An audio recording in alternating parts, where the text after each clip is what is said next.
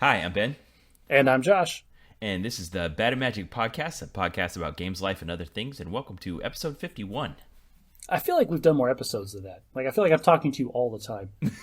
Well, it's just 51. Is You there know, something special about the number 51? it's something very strange about 51. I think there's going to be something very strange about this episode because we're hearkening back to Area 51, Ben. Ooh. You've heard of Area 51, of course. Yes, the X-Files music is playing in my head right now. All right, not the official name. I'm not going down the conspiracy theory nonsense path. Everybody knows that stuff. Here's the real facts, people. And you can find these everywhere on Wikipedia. So it's a U.S. Air Force installation that's nestled in the Nevada Test and Training Range. That's the range where the Air Force basically owns half of the state of Nevada, and they dropped a bunch of nuclear bombs and stuff there. Right, so we'll never build anything there. So no one will ever do anything there ever. It's a remote detachment. It's administered by Edwards Air Force Base, and largely it's used as testing for new aircraft, like secret projects and that kind of thing. Like SR-71 was tested there. Originally, it was acquired in 1955 to test fly the U-2, which is the closest thing that we have to manned satellites, essentially, that thing flies so high. Yeah. It's officially called Homey Airport or Groom Lake, depending on who you're talking to. Homey Airport, really? Homey? Like, Homey. what's up, homie? I think Homey, the vernacular, is spelled Homie. Oh, okay. This is not Homie. No, this is Homey. Oh, well then. This is a very highbrow difference, okay? Lastly, this part is kind of interesting, is that the U.S. government didn't officially acknowledge the existence of the airfield that is commonly known as Area 51 until 2013. What happened in 2013? Oh, nothing. There was a Freedom of Information Act request that was put in 2005 asking about Area 51, and begrudgingly, the CIA finally came out and acknowledged, yes, that is an airfield that we have to test things. Here's a bunch of redacted documents acknowledging its existence. 8 years? Josh, I don't know about you, but I've processed a FOIA request. You have 2 weeks to turn it around. No, you have 2 weeks to respond to it. That doesn't mean you have to actually say anything about it. Well, apparently the CIA stalled for 8 years before they finally answered the question. Yes, just long enough for them to shred all the important files. Okay. Well, there was the real facts on Area 51. Anything else? I think in those 8 years, they needed that time to move the Ark of the Covenant to a more secure location. I thought you said you weren't going to engage in the conspiracy theory stuff. Well, All right, I had to do that one. For last time, I had mentioned that Minecraft was the best-selling video game of all time, but I hadn't actually done any research on it. So I went and I found a Time magazine article from 2016 that gave the numbers, and 2016 was a long time ago, but these numbers changed so slowly that it's probably still correct. And this was, they were counting that Minecraft had just crossed over 100 million copies sold. Now, there's lots of kind of different versions, and we're in the day and age of like constantly evolving software, so it's a lot harder to count. But they called it the second best-selling game of all time. What do you think the number one best-selling game of all time is if it's not Minecraft? It's going to be something basic. I want to say Yeah. Tetris. Yes, nailed it. Well done. Yes, I am a gamer. So Tetris is a juggernaut. You know, the indefatigable all-time best-selling video game is Tetris, but it's kind of cheating. You know, what the difference between like the one on the Game Boy or the one on the Nintendo 64, but ultimately I guess if you call all of those the same game, it's sold like 500 million copies. Listeners, if you're asking yourself why are we taking the time in this podcast to correct a minor point of what's the best-selling video game of all time, then you're listening to the wrong podcast. If you're the person that's like, yes, finally they fixed that glaring error that was driving me nuts for the last 2 weeks, welcome back. Yes. Okay, so I want to one-up you. I want to one-up myself now because I have another correction to make, and that is you were talking about a story you had in your family when you taught your parents to play Ticket to Ride. Yes. And I listened to the podcast again, as I do every time after we record it, and you talked about the one time that your mom bought 2 short routes and blocked everyone from doing it. Josh, that's against the rules. Is it really? Yeah. You can't. The same rail company can't buy two of the same lines down the same path. Really? I don't think any of us were aware of that rule. If your mom's listening to the podcast, I'm sorry, but you cheated.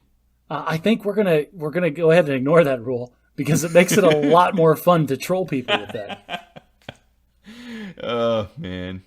It's like, you can build as many hotels on any property as you want. Screw the rules about you can only have two. No, that's not what I'm talking about. But in this situation, it's super funny, and it sets back the other player. Like, if you're going to spend 2 turns doing nothing but putting down a 1-point rail line just to mess with all your opponents, I think that's a decent trade-off. Okay, but here's the thing. Per the rules, you can still do that. You just have to team up with somebody to do it.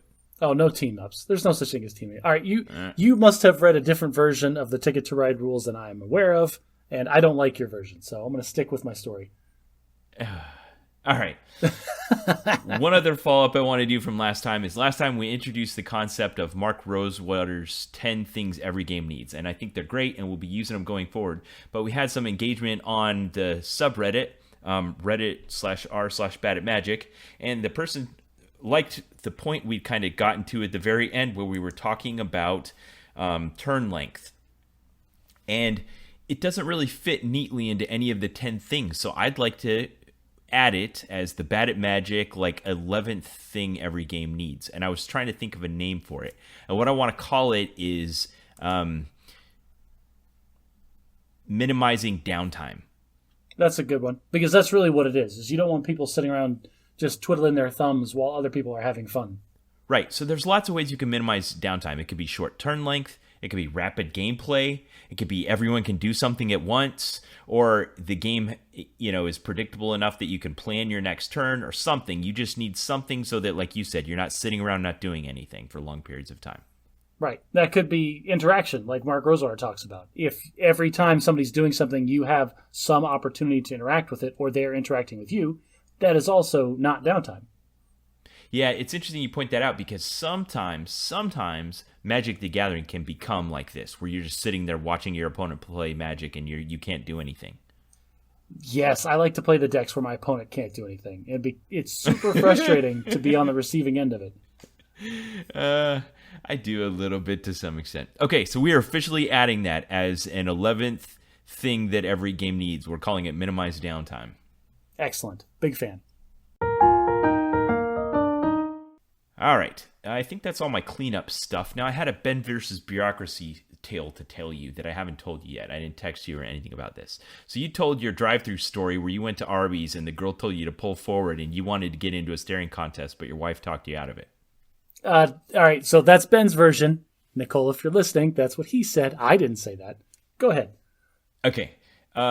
So this week, I had my 4 kids in the car with me. I pulled into the Taco Bell drive-thru and I placed our order. And then the girl looks at me and she says, "Could you please pull forward? I'll bring it out to you." And as I always do when this happens, I think of you. And I'm like, sure, okay. So we pull forward and I kind of look at my watch and I start a timer and I'm like, how long is this going to take? Now, while we were pulled forward, 3 cars went behind us. And then within 2 minutes, somebody came out and brought us our food. And I pulled away and I thought, oh, that was a great experience. Can't wait to tell Josh.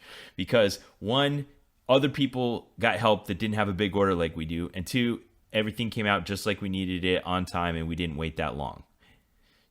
So, like 2 days later, I'm in the McDonald's drive-thru. Now, Josh, I want to point out that we don't normally eat out this much. But as you know, a week ago, I got the keys to this house we're in. So like we're still moving. I'm tired at the end of the day. I want to cook dinner. Everybody that has ever moved to a new house knows that there's like a 2-week window where all bets are off when it comes to food. It's just whatever junk that you can get into your face. Right. So we're into the second week of that, and I'm in the McDonald's drive-thru, and I order, like a 20-piece chicken nuggets and 6 orders of fries, and they asked me to pull forward. I'm like, okay. So I pull forward, and I'm sitting there, and cars are going, and nobody's coming out, and I'm like, crap, I'm going to have to go in. Now, this is I don't know what it's like in Arizona, but in Louisiana, they were on like the tail end of the big outbreaks, and they still hadn't quite let up all of the COVID protections yet. So when we got here, it was kind of interesting that we got here like the day after people stopped wearing, there was a state mandate to wear masks and stuff, and a lot of the restaurants' dining rooms are still closed. Wow, okay. So this particular McDonald's, the dining room is still closed. So I wasn't sure if the door was even going to be unlocked. You're just going to have to pound on the door like a crazy person. Give me my chicken nuggets. Yeah, so I go up there and I knock on the door and they're like, what order? Get out of town. Really? Luckily, because I normally eschew paper, like I hate paper receipts and stuff like that, but I had a feeling something bad might happen, so I was holding my receipt and I'm like, yeah, here's my order, and like, okay, and they're like, oh, these bags here, and they hand me a couple of bags, and I go home and they did not have the 20-piece nuggets in it. You didn't check before you left. Oh, I did. It was okay. These were big bags and there was stuff piled inside, and I kind of thought I saw it. I know that feeling, but at the same time, you've already had one thing has already gone bad in this whole interaction. So you have to assume that the whole interaction is completely messed up. You're right. That's where I went wrong. And you're right. Once one thing goes bad, you got to go full on trust but verify. Not like even Ronald trust. Reagan. No, you've broken trust. You said to pull forward and wait. Don't trust and verify. No trust, verify everything. You set up a contract, you broke it, all bets are off. Yes, exactly. You have completely destroyed any amount of social credibility that you could possibly have achieved. Okay, so we live 6-minute drive from McDonald's, and there's this really narrow window of time where they still might remember your face. And if you come after that, you just look like some crazy person demanding free food. You know what I mean? You actually went back? Yes. Yes, he did. That's the sound of Ben going back. Well, that's the thing, because I only got like enough food for some of the people, but not all the people. No, without the nuggets, there just wasn't enough food. Wait, the 20-piece nuggets was for one person, though. No, like 2 or 3 kids. Oh, well, a 20-piece nugget is my typical lunch at McDonald's. So I got back there and I went inside, and then they didn't have the nuggets, and I had to stand there. And the dining room's closed. Like all the chairs are up on the tables and the lights are off. And it was weird standing in like a closed dining room demanding that they make me some nuggets.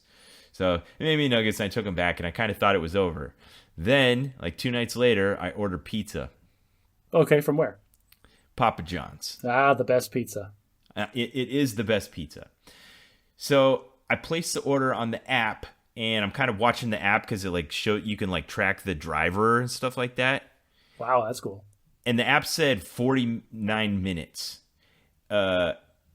59 minutes pass, 69 minutes pass, and the driver finally shows up at the door, and I get the no contact notification. He sends me a text, and I go outside and he's already driving away, and I look down and there's only 2 of the 3 items. So I'm thinking maybe it's still in his car. So I call the number that had texted me. I'm like, dude, where's the 2-liter root beer?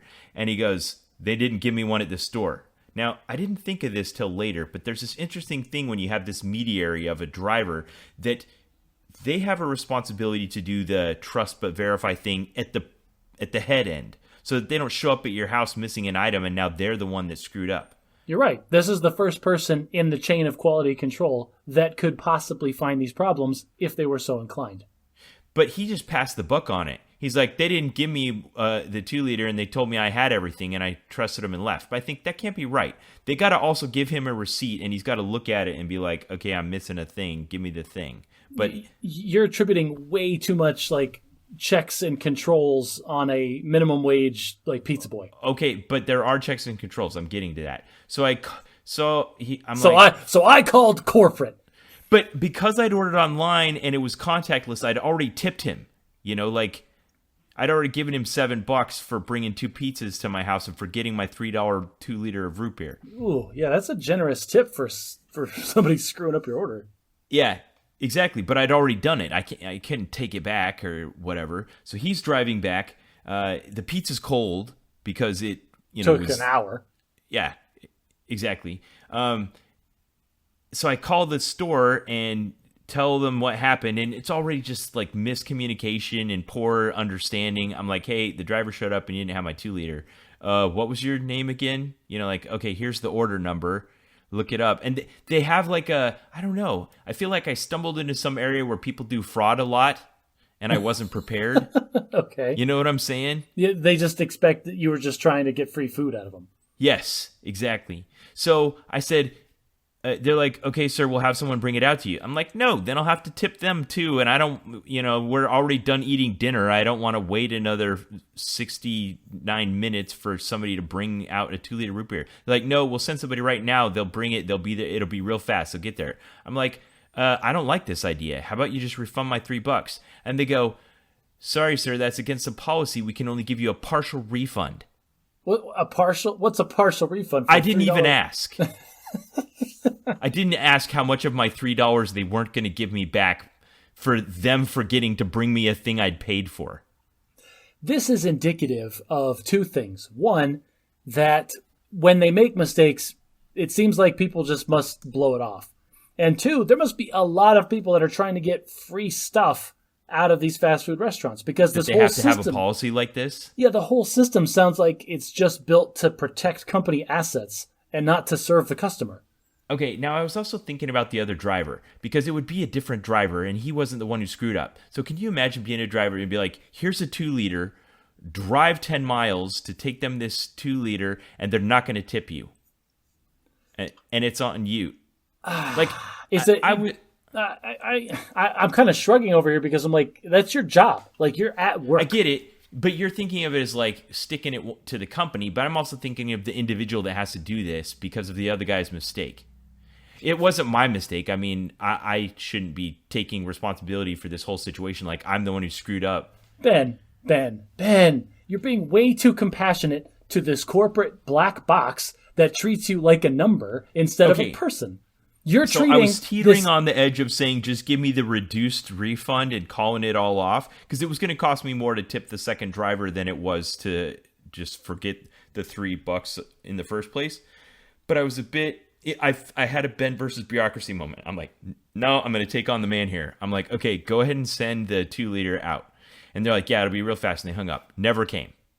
Never. Whoa. Oh, that's it. Burn it down. Molotov cocktail time. It's over. So I'm sitting there an hour later, didn't show up. I'm looking at the app, nothing. I'm not going to call the store back. So I go on the app and there's like a complaint section.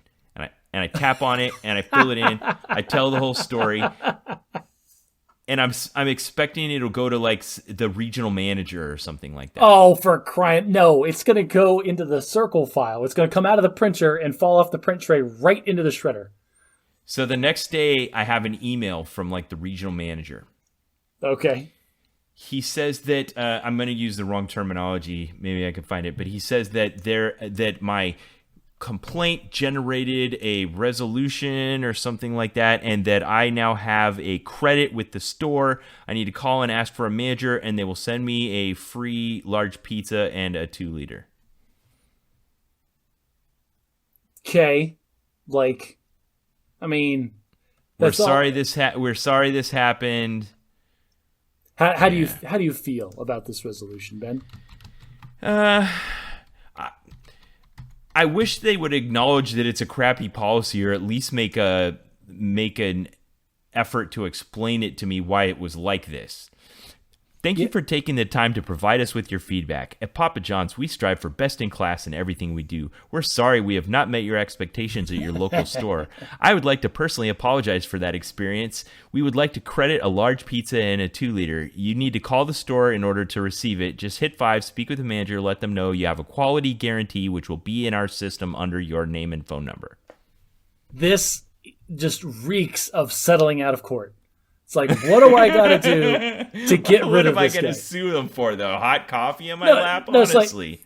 Like, all right, if the regional manager, like, this is such a rubber stamp email that you got. And it's like, oh, I'll send this guy a large pizza and a 2-liter, and this Karen will never call me about this again.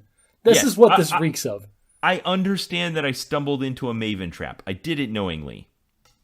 I just, man, I don't know. I was just so dissatisfied with the handling of the local store. I wanted to escalate.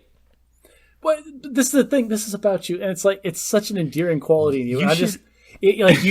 You give so much faith and so much credit to people that I just want to shake you and like, Ben, that's not how the world works.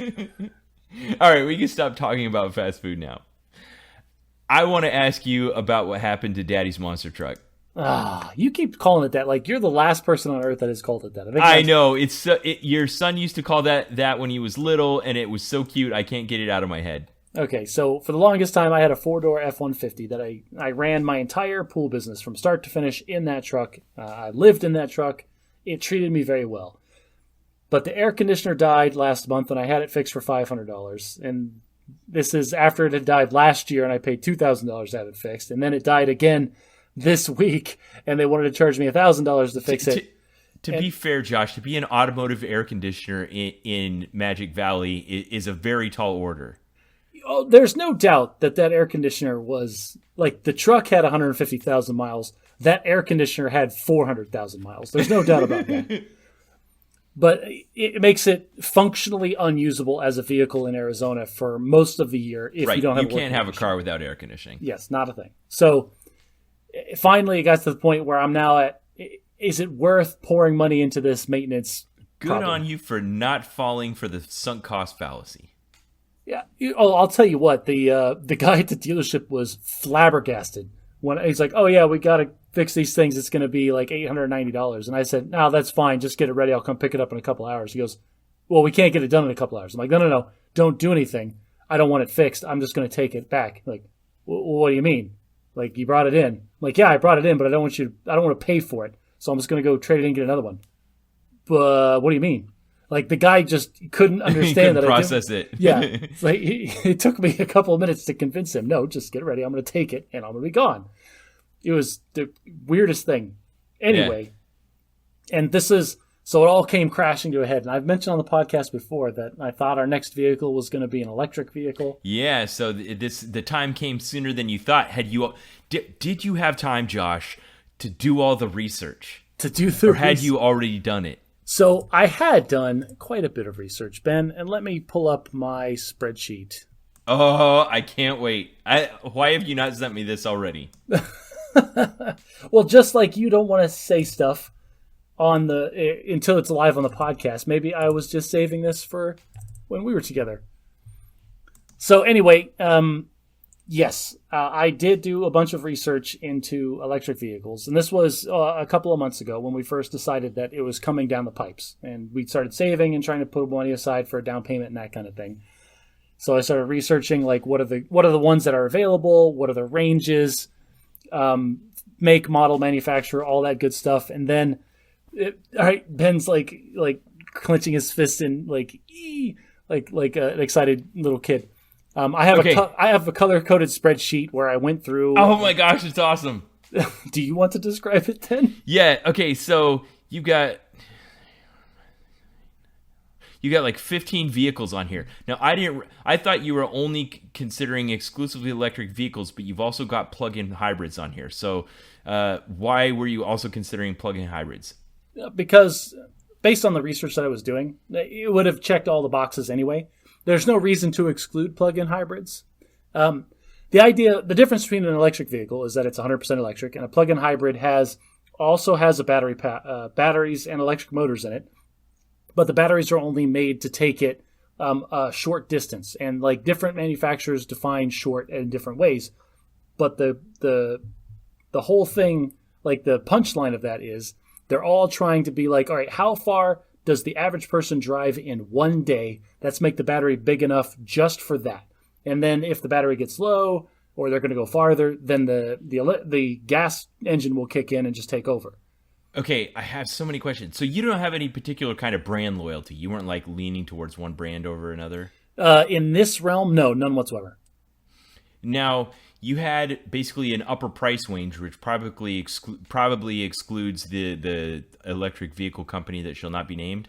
So there's a couple. There's actually 2 or 3 other electric vehicle manufacturers, along with Tesla, that have very expensive but very fancy electric, like, sports cars. They're for the high-end consumers. Now, sure. Ben said Tesla shall not be named because let's go down this rabbit hole for just a second, Ben. All right. That was why I said that, so we wouldn't go down the rabbit hole. Go ahead. I don't want to. We're not going down the rabbit hole. I want to be on the record that we saw it coming. We predicted it on the podcast that Tesla came out and said that they are going to charge $200 per month to unlock a piece of software that you own in your vehicle that you've already paid $100,000 for. That is insanity. All right. You're on the record. On the record. All right. Now, I can see here that it looks like you went and sat in 5 of these 12 vehicles. I sat in more than 5. Anything that's colored, I'd sat in. Oh, wow. So so there were some that were absolutely out. Now, I think we pointed out before, and if you look at our photos, you'll see that Josh is like a head taller than me. So it's probably a deal breaker for you that if you don't have adequate room, and sometimes that's the case, I assume. Well, and here's the thing, is all of my initial research pointed me at the Kia Niro as like, that's the one. That's the guy that I want. But then I went out, and my wife had a recall on her car, and there was a Kia dealership like a couple blocks away. So I dropped off her car to get worked on for the recall, and I was like, I'll just take a couple block walk over here and sit in this Kia Niro that I'm planning on buying sometime in the future. And I sat down in it, Ben, and I put the seat all the way to the floor, and the windshield stopped, like at its upper limit, right in the middle of my eye line. So I like that as a little anecdote for what can go wrong with these kinds of things. Like, you could plan out this decision matrix and see all the numbers and plan it all out and say, like, this is the one for us. It meets all our needs. And then you go sit in it and you're like, okay, this won't do at all. I sat down and I literally could not see out the windshield. So yeah, that's a problem if it's going to be the car that I drive every day. Wow. So you have 4 or 5 of these marked with that same comment that you just couldn't see. Yep. Being a big guy. I have a very high sitting height. So not only am I tall, but a lot of that is evenly distributed in my torso. There are guys that are tall that they are taller in their legs. Yeah, exactly. I am not that way. It's all torso. I almost had to fly a different plane in pilot training because I barely fit into the plane that I learned in for the same reason. I assume Nicole's probably similar to Alicia in that she tends to be shorter. So if we share a vehicle, there has to be a really wide range between what the max and the min is, because she likes seats where the driver's seat is power controlled because they typically can raise up. This is the first car that we own that has not only is it a power seat, but it has the memory functions, which is going to be super useful because whenever Nicole or I swap as the driver, we've got to change everything.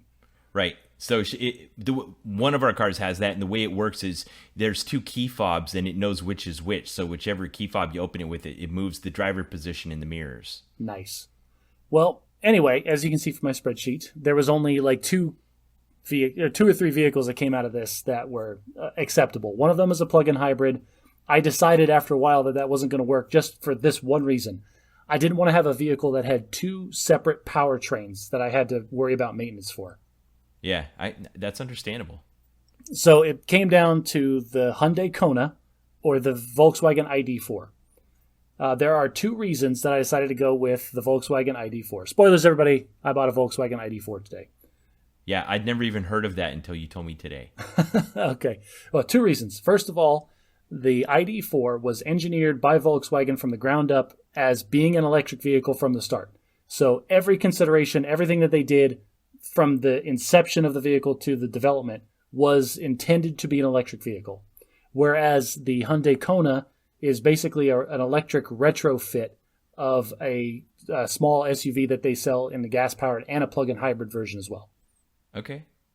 Why is it more efficient than the ID.4 then? You've got the MPGe column. Yes. I don't know why. Engineering, I don't know. I couldn't tell you the specifics of all this stuff. I just see those were the numbers. Are you familiar with the Volkswagen diesel controversy?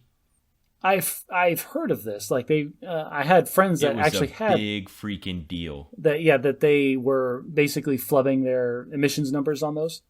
Yeah, in the coolest way possible. And how what's the coolest way possible? It sounds like you want to talk about that. Yeah, okay, so a diesel engine is a very efficient way to get a lot of energy out of a very small amount of fuel, but unfortunately, when you combust it the most efficient way, it also tends to pollute a little more than if you combust it slightly differently. And so diesel engine manufacturers have this weird tension they have to fit in between creating an efficient vehicle, which is what consumers want, and creating a low pollution vehicle, which is what the government requires. And the engineers are probably sitting around being like, the only time this even matters is when we get tested for emissions. You're like, well, here's what the emissions test does. You put it on this machine and they always do the exact same thing. They're like, what do you mean always do the exact same thing? They're like, it always follows this exact pattern. They're like, well, what we could do is we could program the vehicle's computer to detect when it's getting a vehicle emissions inspection and run it the way that's less efficient but better emissions wise. That's awesome. And so some engineer that worked for the government basically suspected that this was happening, and he developed this rig that would conduct the same type of test but on the road, and it gave completely different results. Oh, and wow. He was so baffled by it that he opened it up to the whole community, and it took years for people to even believe that Volkswagen had gone this far. That's super cool. Yeah. And so they embedded it into their code, and they finally found out, and I think the CEO resigned. I mean, it was huge. Huh. Well, but they were basically doing what they could to give you a more efficient vehicle, even though it wasn't meeting government emission standards. Well, good on them for thinking about the consumer instead of the government. And the government. I can say with some level of confidence that the vehicle I purchased today will pass any emissions test that you give it. 100% battery-powered Volkswagen designed to be electric from the ground up. I'd never heard of the ID4. I can't wait to see it. There was a second reason that I bought it over the Hyundai. Would you like to know why? Yeah. The Hyundai Kona is electric. The full EV is only sold in certain states that have specific tax breaks for it. Arizona is not one of those states. I literally could not buy that vehicle in this state. Oh. Okay. I theoretically... Then how did you sit in one?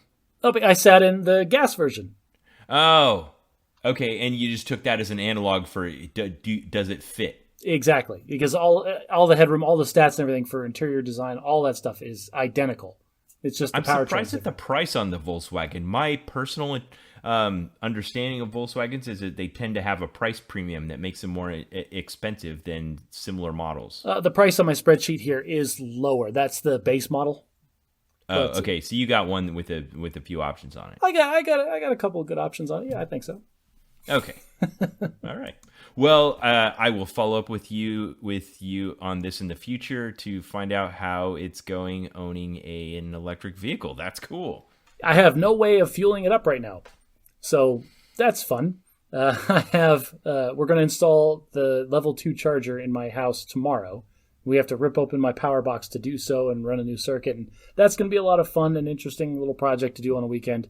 But in the meantime, it does come. It's such a joke. It comes with a charger that you can plug into a normal 110-volt outlet, just any outlet in your house. Yeah, and it takes 24 hours to charge or something? 80. It takes 80 hours to get a full charge on that one. So if you're going to get an electric vehicle, you have to bake in $1,000 to get a charger put into your house. Okay. And you're going to install it yourself? Of course, because I know how to do that. Okay. Good on you. All right. Now, because we've been moving into our new house in Louisiana this week, we're going through all those things that you do when you move. You know, you'd mentioned the 2-week period of just not caring about what you're eating. Yep. There's also this thing that always happens when you're married to someone, and that is you find a million different ways that you disagree on things. Oh. Because there's so much happening so fast. Yes, it's a high stress situation. There's a lot of decisions that need to be made in a short span of time. It's a perfect catalyst for just marital strife. Yeah, people used to say the perfect catalyst for marital strife was wallpapering a room, but no one even wallpapers rooms anymore. This is it. It's moving. I've heard remodeling a kitchen can be the same kind of experience.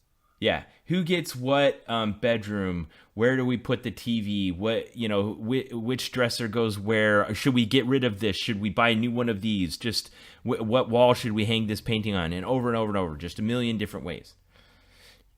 What I've found is that my personality is I just don't like the chaos, and I have opinions on the decisions. But also, if I disappeared for a week and came back and somebody had made all the decisions, I probably wouldn't second guess them. Oh, But there's a few. so if somebody did all the work for you, you'd be fine with that, is what you're saying.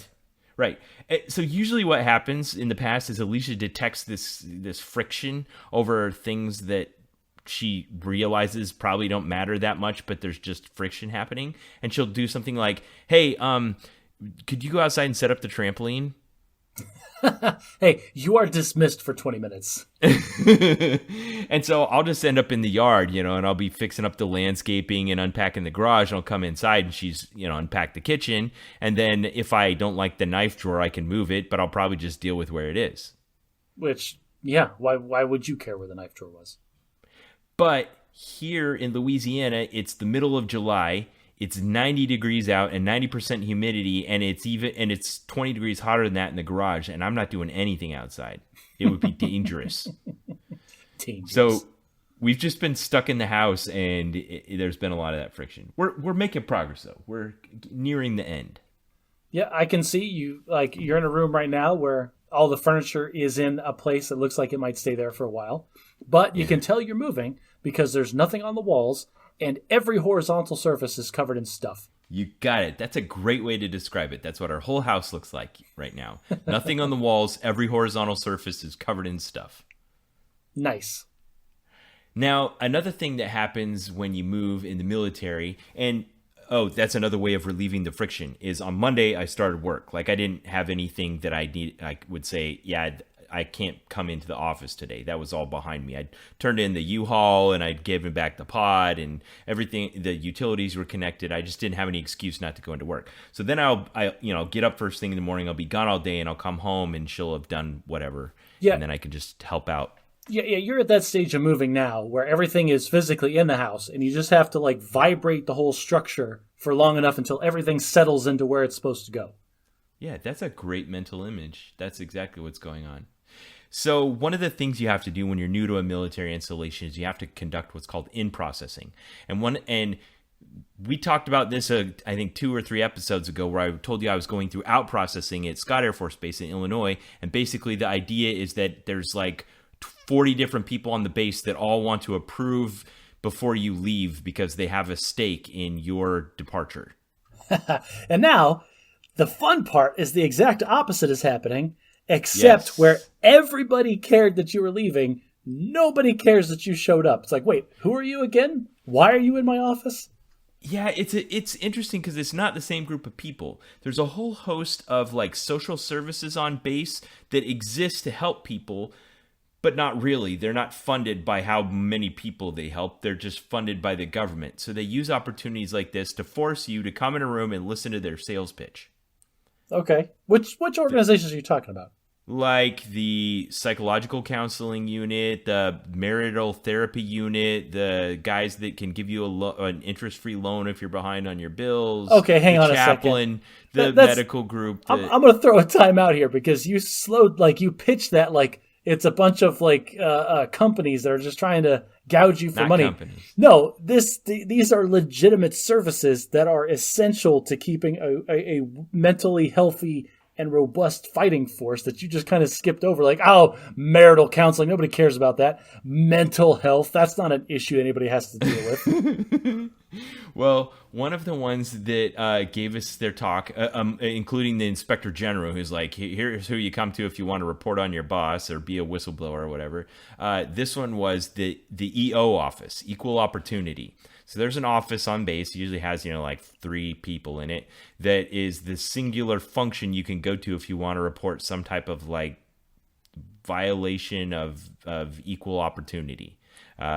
Gender discrimination, sexual orientation discrimination, racial discrimination, those kinds of things. Okay. So imagine this ballroom that could be used for a ball, filled up with people in military uniforms and a few scattered civilians. And then you got this military member up at the front who's saying, hey, I'm from the office where you can come to report these kinds of things. And then she starts rattling off examples. And it had been a while since I'd been through one of these briefings, and some of the examples that she gave kind of blew my mind that the world is changing. Like, for instance, she gave an example of one that they'd investigated and taken action on, where there was an office where I think there was 1 man and 4 women in the office, and they were giving him all the like carry heavy things tasks. Okay. Yeah, that's gender discrimination. It's gender discrimination, and I was surprised by it that they actually substantiated it and took action based on it. I mean, it's a brave new world, Ben. Like, Yeah. So you're pro EO. It sounds like. Yes. Well, yes, Josh. I don't hate nuclear surety. Of course, I'm not in favor of discrimination in any form. But here's the point. Here's the story I wanted to tell. So she's got this room full of 100 people that she's talking to, and I think in the past, people have given the surveys and like, this briefing's boring. It should be more interactive. So she decides she wants to interact with the crowd. Now imagine this person whose job is to find that you've said or done something politically incorrect, and now she's quizzing us in front of all these our peers of various ranks and persuasions and agencies on base that they're going to belong to. And she's like, "What do you think about if your coworker said this?" So she gives an example where she's like, what if you're sitting there and your supervisor says to the NCO, "Come on, B, let's go get some lunch." And she said the B word. No, she did not say the B word. She said, "Come on, B, let's go get some lunch." Is the person's name start with B? That would be my first question. She didn't tell us that. Then she turns to some poor airman and volunteers him. Is that okay? Yes or no? There's Yes. only one right answer. And he said the truth instead of the one right answer. And he's like, "That sounds fine to me." Ooh, and then she just eviscerated him. She did just like you did. She goes, "Ooh, that's the wrong answer. It is not okay to say, 'Come on, B, let's go get some lunch.'" And then everybody's kind of scratching their head, and somebody looks at her, and like somebody that outranks the guy that just answered, and like, I don't see what the problem with that is. I'm over there on my phone, like looking up on Urban Dictionary. What's the problem with calling something B? I'm trying to figure out if it's spelled B-E-E or B-E-A. It's short for a curse word, Ben. So she it doesn't even dawn on her. Somebody finally interrupts her and like, "Do you mean bitch?" So she didn't say the curse word, so somebody else had to. Yes. And I realized, how can you be in that kind of office and even function if you can't be clear about what it is you're trying to say? Like, how is she supposed to have an interactive discussion about telling us what is or isn't appropriate to say if she's like a school teacher that wants to tell you not to say swear words but won't repeat them? So this is, I've been enjoying this very much because I don't know if you know this, Ben, but my wife was the wing equal opportunity officer like a couple of different times. I know Nicole wouldn't have handled it like this. I know she wouldn't have. It was really awkward. I'm sure. I'm sure Nicole would have handled it much better than this person putting a poor airman on the spot with an ambiguous question. But yeah. I have to say that I'm a little disappointed. I was waiting for you to hang yourself with that so I could like drop the hammer and like, "No, Ben, my wife's an EO, and let me tell you the real story." But no, you have a legitimate like complaint of somebody that told a story poorly. So now I'm disappointed. Anyway, yeah, I'm grateful there's agencies and stuff like that on base. But honestly, if you're going to be in that office, clarity is paramount. You're aware of 30 Rock, yes? You're aware of everything on TV. Yes, go. There was one episode where they had the censor, like the network censor, the guy that's in charge of bleeping out all the swear words. Uh-huh. And he was walking around dealing with things on their show. And he swore like a sailor. They had to bleep out, like on the show, half of what he said. Everybody's looking like, "Aren't you the censor?" He's like, "Yeah, who's going to censor me? Nobody's going to censor me. I'm the censor." And then started swearing again. Okay. That's how it should be. Yeah, I'm trying to imagine that. I'll have to watch a clip and find it and put it in the show notes. All right, I got one other question for you before we do our regular segments. Okay. I understand that you had been waiting to make one last modification to your computer. So for those people that care about Josh's computer, just give us the quick on that one. I don't know if waiting is a good term. This one was contentious, this upgrade, Ben, because I was on one of my favorite websites, Woot, WOOT.com, and they have deals every day, and they're constantly cycling, and it's usually refurbished stuff or things that big retailers are trying to move that are waiting on stock sales or whatever. Woot.com, if you're listening, you can sponsor the podcast. Yeah, Woot.com, seriously, sponsor. Hardcore. Anyway, it came up on their site that they had a 240 millimeter all-in-one CPU cooler for an outstanding price. And I stared at that thing for probably 23 straight hours, Ben. Just like, I could totally click this. This is the last thing I need. Because I have been rocking a $30 Cooler Master Hyper 212, which is a great budget air cooler. But for your processor? Yes, for my processor in my computer. Okay, so you just had a big, bulky air cooler that supposedly was carrying away enough heat that your case fans could disperse the heat. But you have your case stuck into like this hole where it doesn't get good airflow.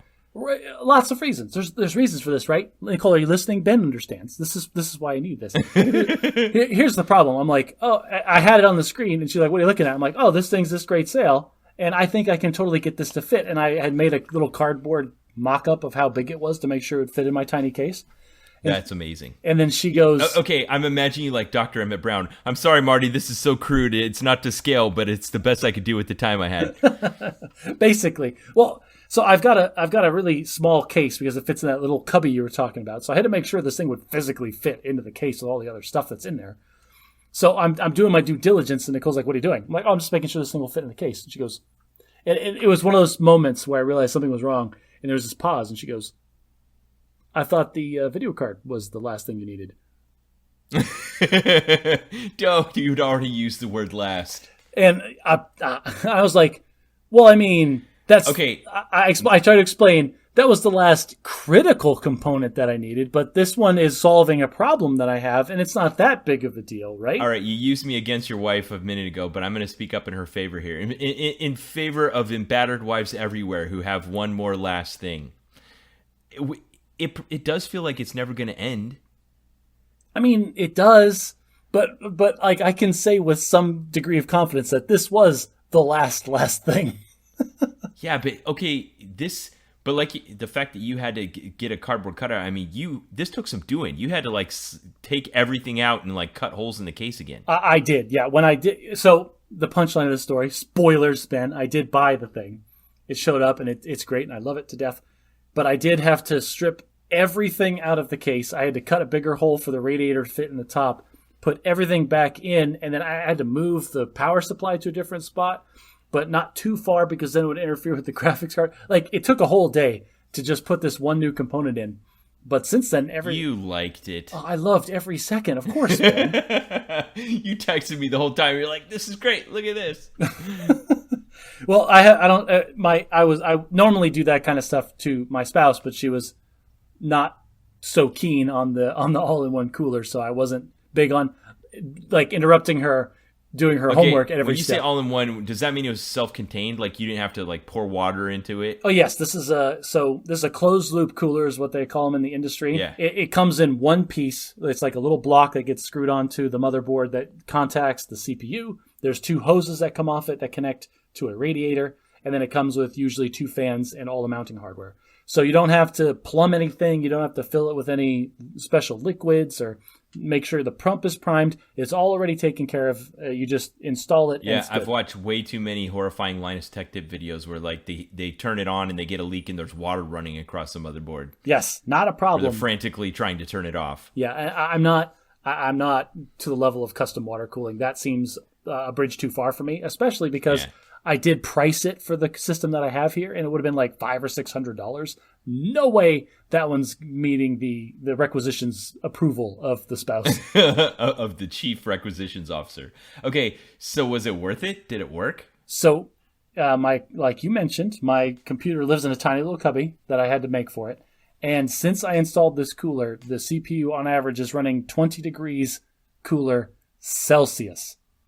So I don't even. How is that even possible? I don't even know what that is in Fahrenheit, but it's a lot of Fahrenheit.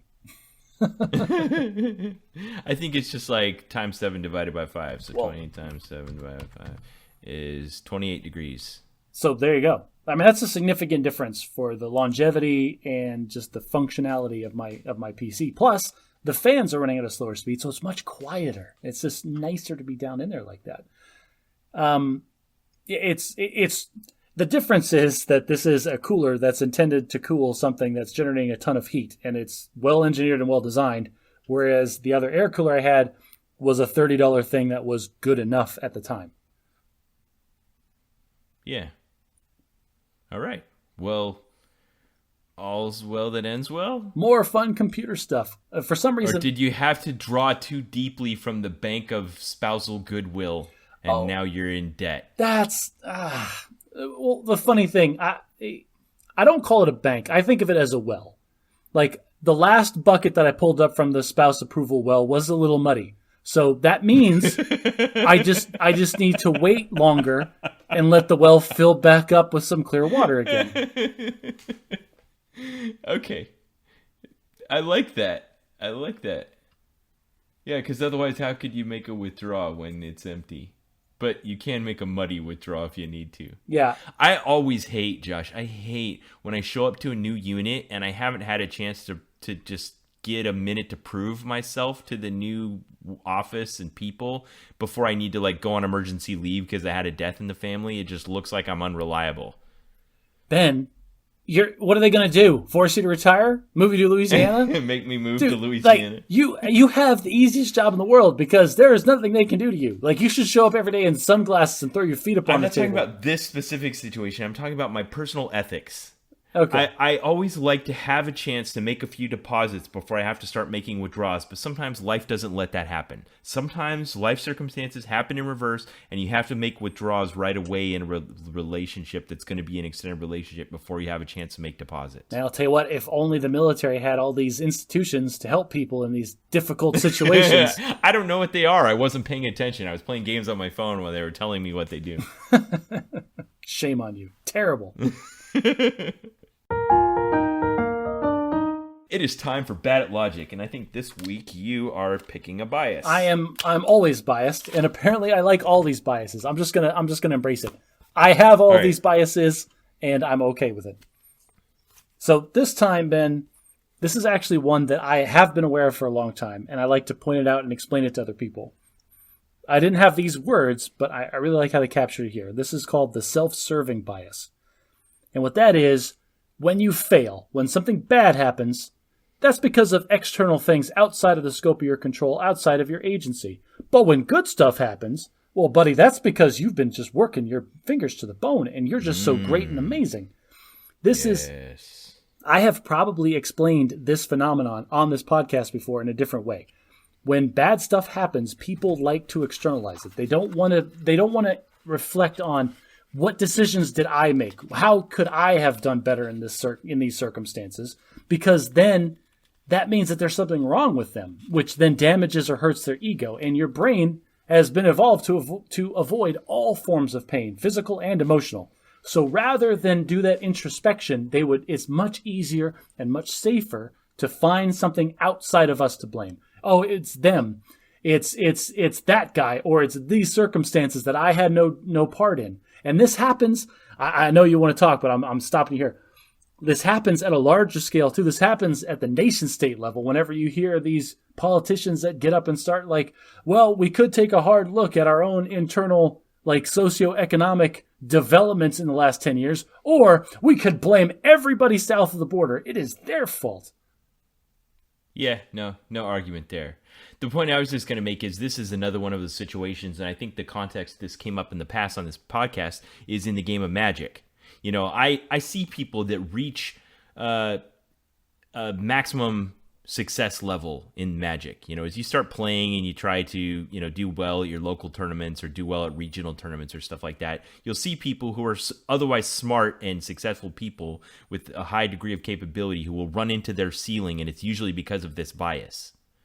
Yes. I reached my maximum professional capacity in the military because of this bias. Everything bad that happens is someone else's fault, and everything good that happens is my fault. Yes. I was incapable until I was in my mid-30s of accepting the fact that maybe it was me. Maybe I was making bad decisions. Maybe there was things I could have done differently to prevent these things from happening. And I feel like once I recognized that, I reached a level of emotional maturity that I had never experienced before. And I feel like a completely different person having recognized this within myself. Yeah, well, that's why it's good that we talk about these so we can examine them in ourselves. I will tell you from experience, people, The hardest thing you can do is look inward when something bad happens and find the fault with yourself.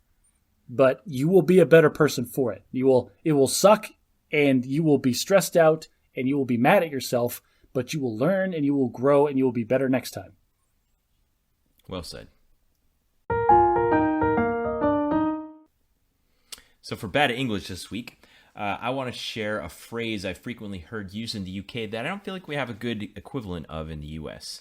And this was some of the ones I give on this show are a bit obscure and maybe only a few people used them or you wouldn't hear them very often. But this one I heard almost daily. And the British use this phrase, done and dusted. Have you heard that one before? I have not. I say the phrase done and done. Am I saying it? Should I be saying done and dusted? Yeah, it means the same thing, although I don't know that I've heard it said. But it's just this phrase with the meaning of a great deal of finality. Like, come to me when it's done and dusted. Like, not just you think you've finished it, but you're sure you've finished it and it's all closed up. Signed, sealed, delivered. Yeah, that's a good equivalent of it, yes. And I think signed, sealed, delivered actually is the exact same meaning. Not just a similar meaning, but the exact same meaning. Because done and dusted is actually referring to the time when people used to write letters from an inkwell where the ink was like iron gall ink or something like that, and it would still be wet, and you couldn't fold it and put it into the envelope until it dried. And so sometimes they would sprinkle some powder on it to force the ink to dry faster. Very cool. So yeah, exactly the same thing. Yeah, signed, sealed, delivered, done and dusted. Completely finished. Well, okay. Brits, I got to give you this one. This is fewer syllables than what I would normally say. So, done and dusted. So we teased a few weeks ago that we had that we were going to review the book The Hobbit by J.R.R. Tolkien. I had given good advance warning, and I know I've heard back from several of our listeners saying that they've been reading the book along with us. So if you read the Hobbit or you're going to read the Hobbit, let's dive in. Excellent. Ben, we're going to do the standard Bad at Magic thing whenever we review pop culture-y stuff. Ben's probably going to dive into some of the meta things that happened outside in the production, I'm assuming, because he normally does that. Yes. And then I'm going to dive into a lot of the weird story things that happened, because those are the kinds of people we are. So, Ben, this is one that I really want you to go first, because I have a very strong hypothesis and a theme for this book that I want to just really drive home, and I want to make sure we get all the serious stuff out of the way first. All right, so you haven't seen my notes, so you don't know what I'm going to talk about. I have no idea. Now, The Hobbit by J.R.R. Tolkien was published in 1937, a full 17 years before Fellowship of the Ring. Wow. And it kind of shows it was based on bedtime stories he used to tell his children. And it was kind of drawing upon lots of other fantastical as in like fantasy properties, other influences. J.M. Barrie, who wrote Peter Pan, those kinds of things of just magical races and things. And he became, through this and through the Lord of the Rings, what they call the father of high fantasy. Yes. So he wrote this while he was studying to be a professor of linguistics and literature at Oxford University in England. And he was studying like Anglo-Saxon, so he's reading like Beowulf and those kinds of things. And in Beowulf, one of the main characters is like this giant dragon.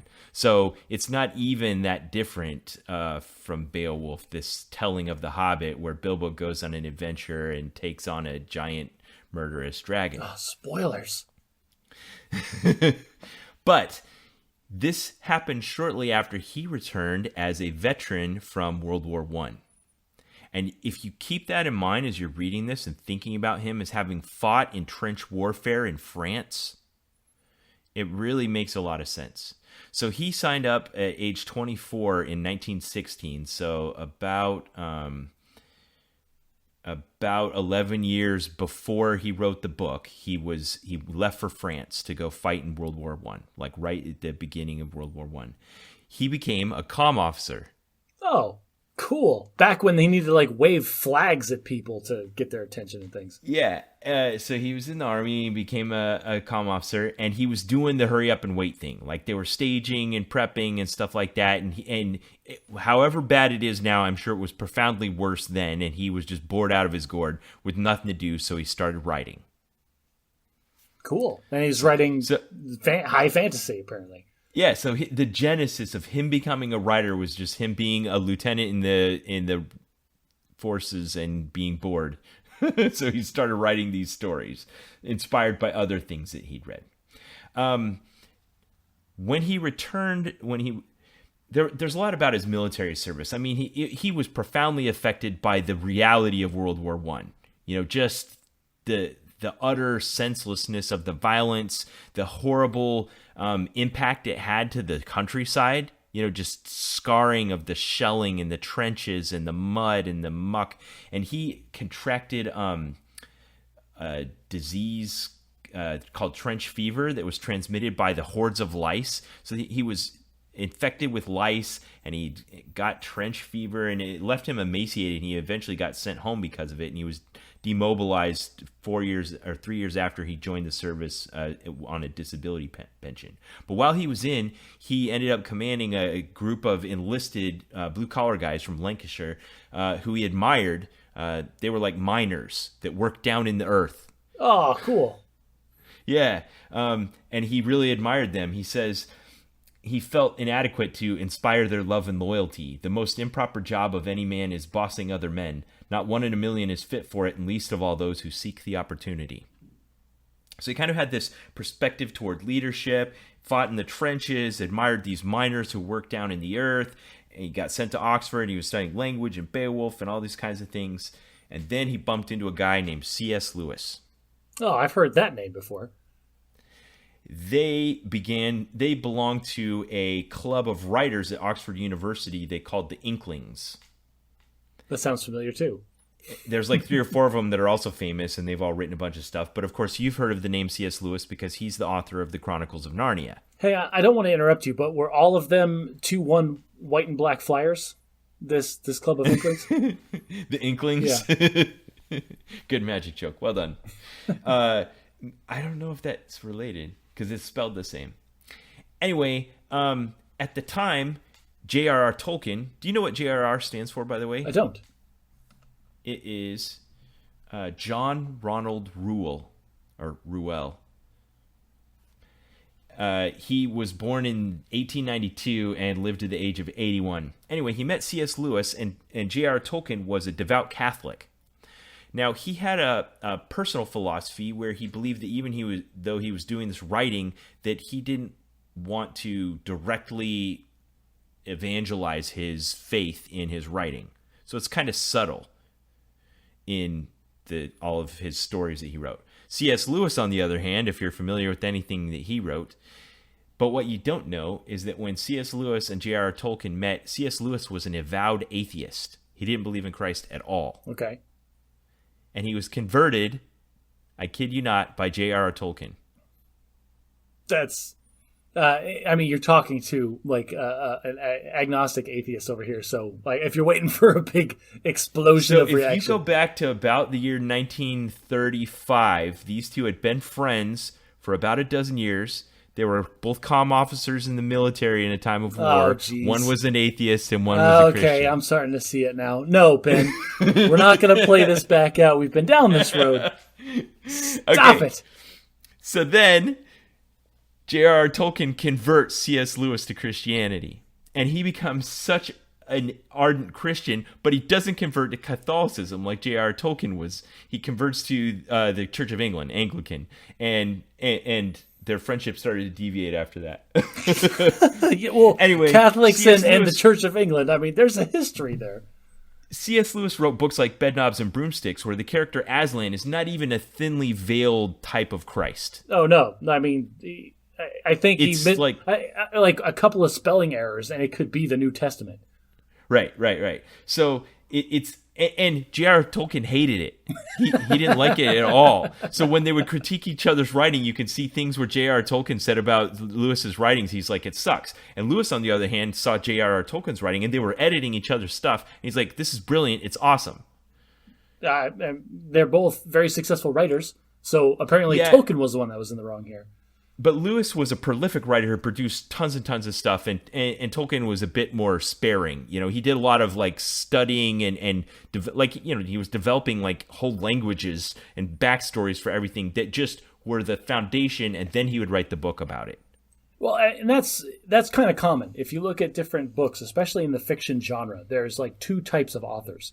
There is the author that has like a whole shelf at the bookstore of these like serial novels that they just kind of like churn out on an assembly line. And then there's the people like Tolkien. There's the people like the Harry Potter person that I can't not remember her name to save my life. The J.K. Rowling. Thank you. I usually do that to you. But there's the kind of writers that churn out like a very few number of works, but they're always masterpieces. Yes. Yes. So here you have, and I've mentioned this before on the podcast, you have the young prodigy and the old master as friends. You know, you have Lewis just churning out thing after thing. He's publishing in magazines and newspapers, and he's writing book after book after book, and Tolkien writes one book. And is the king or the creator of high fantasy.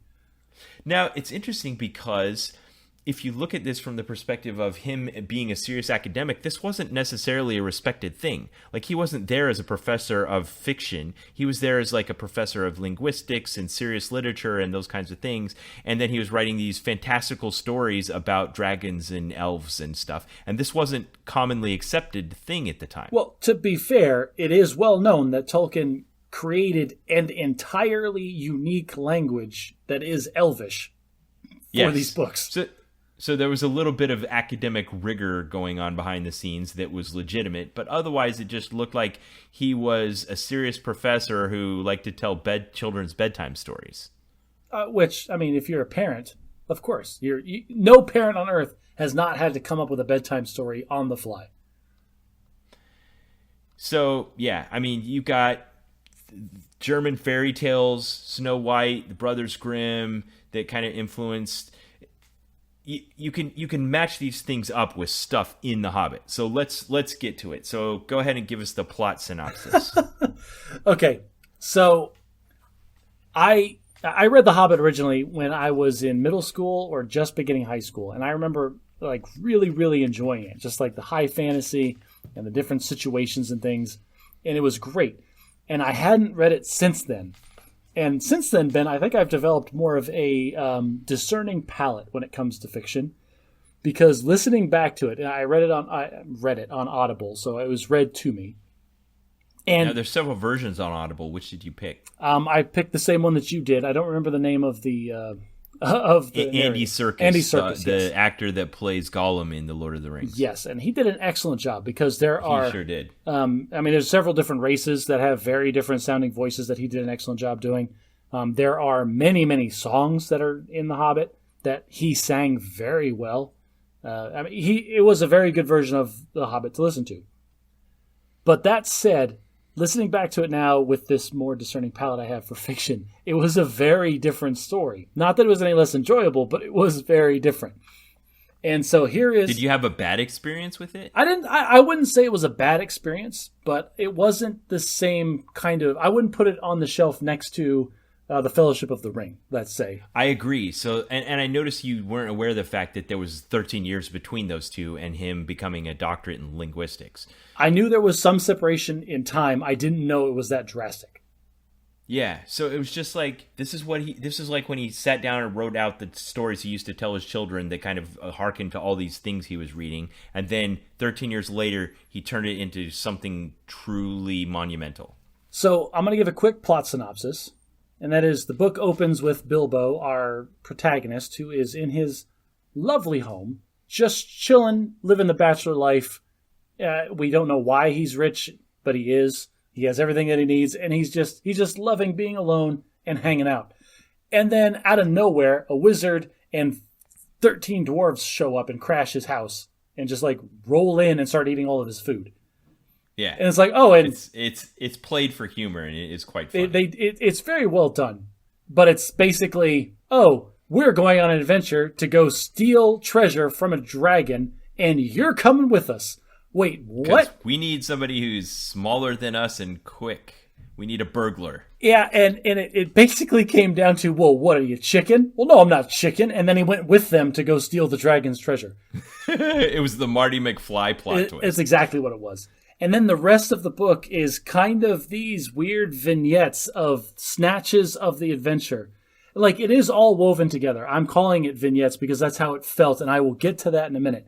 But it's the story of their trip from Bilbo's house to the mountain where the dragon is with his treasure, and how they overcame adversity the whole way, and how they defeated the dragon and claimed the dwarves' birthright back, and Bilbo then returned with his share of the loot, happier and more enriched and a better person for it. Yeah. Now, as I was listening to this, it jumped out of the text for me that this honestly really felt like I was listening to a playback of a really good Dungeons and Dragons campaign that had been run and played. And I'll tell you why. Like, there's so many great similarities. If you look at the main characters, we have Gandalf, who is our hardcore veteran. Like, oh, let me bring my character from this other campaign. He's super high level. He's got a great backstory, and I've got all the skills that we need for this thing. Great. No He's problem. a wizard. He's the wizard. He's got all the knowledge. He knows everything. And he handily gets out of every situation that he ever finds himself in this book. Then we've got Bilbo, he's decided that he's going to do a low-level character, but he's a very strong role player. He's got all these great lines, and he's very into like his character's backstory, and like, well, no, I'm the timid like person that's kind of coming out of my shell, and you can see his growth as a protagonist through the story, and the player is playing it just so well. And then you've got 13 total newbies that have never played Dungeons and Dragons before ever. And they show up to the first session, and the dungeon master's like, "Wait, all 13 of you are dwarf fighters? Seriously? And like your names rhyme? What kind of party is this? Like, don't you know anything about party constitution?" It's like, well, yeah, well, I mean, this guy had an idea for a dwarf fighter, and we thought that sounded cool, so we're all dwarf fighters, and we're following him. And like, it's just, I don't know. There was a little bit of variance in the dwarves. So don't you tell me there was any variance, because we didn't, like, they said the names of all of them like 3 times, but functionally for the entire story, there was only 3 dwarves. There was, okay, but story-wise, there was only 3 that were actually direct claimants of the throne. Then there was another 4 that were cousins of them. There were 2 that were remote kinsmen of them, and then another 4 that were not of the House of Durin at all. And those groups all played different musical instruments. Okay. I understand, and I read it too. But one guy's the guy that starts the fires. One guy's the guy that likes to eat. I don't know. Yeah, there was 13 dwarves in total. But reading it, like, that could have been replaced with 3 dwarves, and it functionally would not have been any different. There was the dwarf noble. There was every other dwarf that was interchangeable, and the fat one. That was it. Those were the 3 dwarves. Yeah. All right, I'm going to rattle off their names just for the sake of it. So there was Thorin, who's important, and we'll come back to him. Thorin is important. The leader. Yes, he's the one of the dwarves. Then there's Philly and Killy, who are his sister's kids, so they're like his nephews. Then there's Balin and Dwalin, Owen and Glowin, and they're his cousins. Then there's some remote kinsmen, Dori, Nori, and Ori, and they're grouped by the rhyming of their names, which I like. It felt like a kind of a flavor of the dwarf culture. Then there's Biffer and Bomber, and Bomber's the fat one. Yeah, Bomber. Yeah. So here's the thing. Functionally, there was Thorin, Bomba, and every other dwarf. It didn't matter what the name was, because it didn't matter. Now, in the films, which we haven't mentioned yet, but they did make an effort to distinguish amongst the dwarves a little more. Then they took one book that was only 10 hours long and stretched it into 3. Like, there is more time in movies than it took to read the book. There's more content in the movies than there are in the books. Yes, I know. Yeah, the movies are terrible. I'm not going to say that. The movies are entertaining, but they are not the book. They are different things. Yeah. But this is not where the analogy stops. This entire book was the Dungeons and Dragons campaign being read back to us. And it just, if every time it felt like there was something important that happened, and it was so super well described, And then there was like a session break. Like, okay, well, we're done for today. We'll come back in a couple weeks and do it again. Because it's like, oh, we have this super elaborate, detailed scene where they saw some lights in the distance and then they snuck up on it and it was these 3 trolls and they had this great interaction. It's like, okay, you're the thief. Doesn't this just sound like a bedtime story of a dad talking to his kids? Let me tell my starter, will you? All right, go ahead. All right, so it's like, okay, you're the sneaky one. You go sneak up on the trolls. And he sneaks up on the trolls. He's like, all right, I sneak up on the trolls. All right, roll stealth. Okay, great. Yeah, you see the trolls. This is what happens. And he explains really well. Like, okay, I'm going to pick their pocket. Why? Because I'm the thief. You don't have to pick their pocket. All right, whatever. Roll pickpocketing. I rolled a 2. Okay, well, you are captured. Wait, he's captured? We charge the trolls. Okay, all of you roll dexterity checks. What do you mean you all failed your dexterity checks? Okay, everybody's captured by the trolls. Now what happens? The wizard has to come Gandalf help. shows up and kills all of the trolls, no problem, by just stalling for time. Like, the great role player and the wizard stalled for enough time that and the trolls died somehow, and you all live to see another day. Okay, listen, y'all can't do that again. You've got to take this more seriously. Okay, let's move on and try again. And then, like, that was a super detailed scene in the book about how all that happened. And then we get this long rest where it's like, oh, and then they arrived in this magical kingdom of the elves and stayed there for 2 weeks and then left. And that's how long it is in the book. Yeah. Rivendell. Everybody has seen Rivendell in the movies. It is this amazing place. And they stayed there for 2 weeks. And they skip over it in like a paragraph in the book. Yeah. So I think he realized that later on when he goes back to Rivendell in Fellowship of the Ring and really describes it, and then that becomes what we know about it, and we kind of transplant that back into our knowledge of The Hobbit. Now, I have like 5 things I want to say about this, but I want to talk about your little D&D vignette there. It was great. Well done. I love that you compared what happened with that scene with the trolls to a little D&D interaction. Now, talk for a second about what your understanding of the relationship between the game of Dungeons & Dragons and The Lord of the Rings is. Well, because honestly, Dungeons and Dragons, first of all, is based primarily in Tolkien-esque high fantasy. Like the races coincide, like the adventures coincide, like all of this stuff. It pulls straight out of Tolkien-esque fiction to create this kind of adventure. So here's the chicken or the egg question.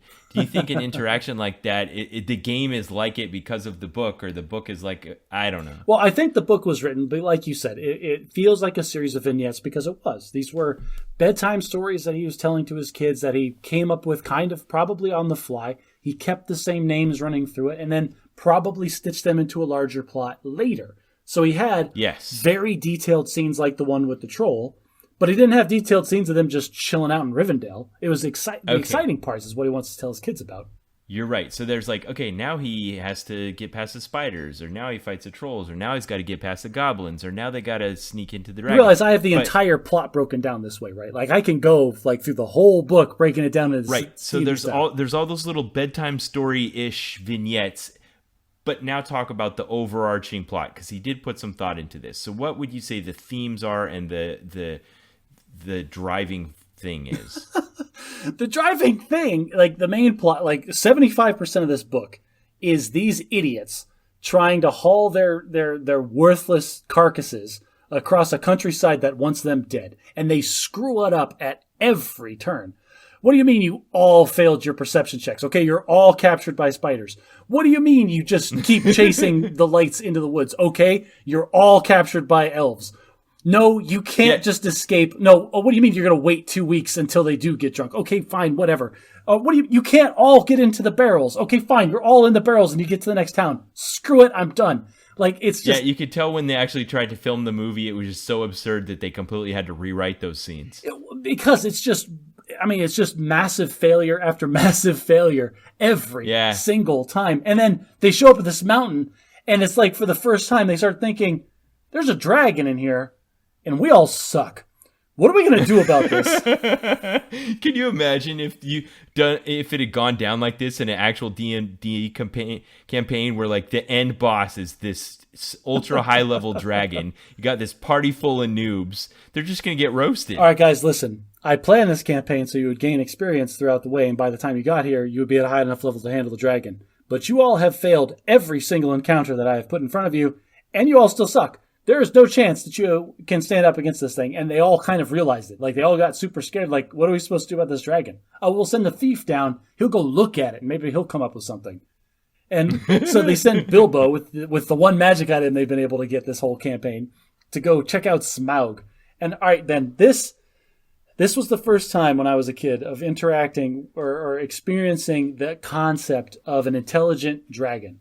Because before that, I had always... Not just a dumb dragon, like a giant lizard, but like equivalent of human. Yeah, if you are not aware of high Tolkien-esque fantasy, Tolkien was the one that had the idea that dragons could be intelligent. Not just intelligent, but really intelligent. They live very long lives.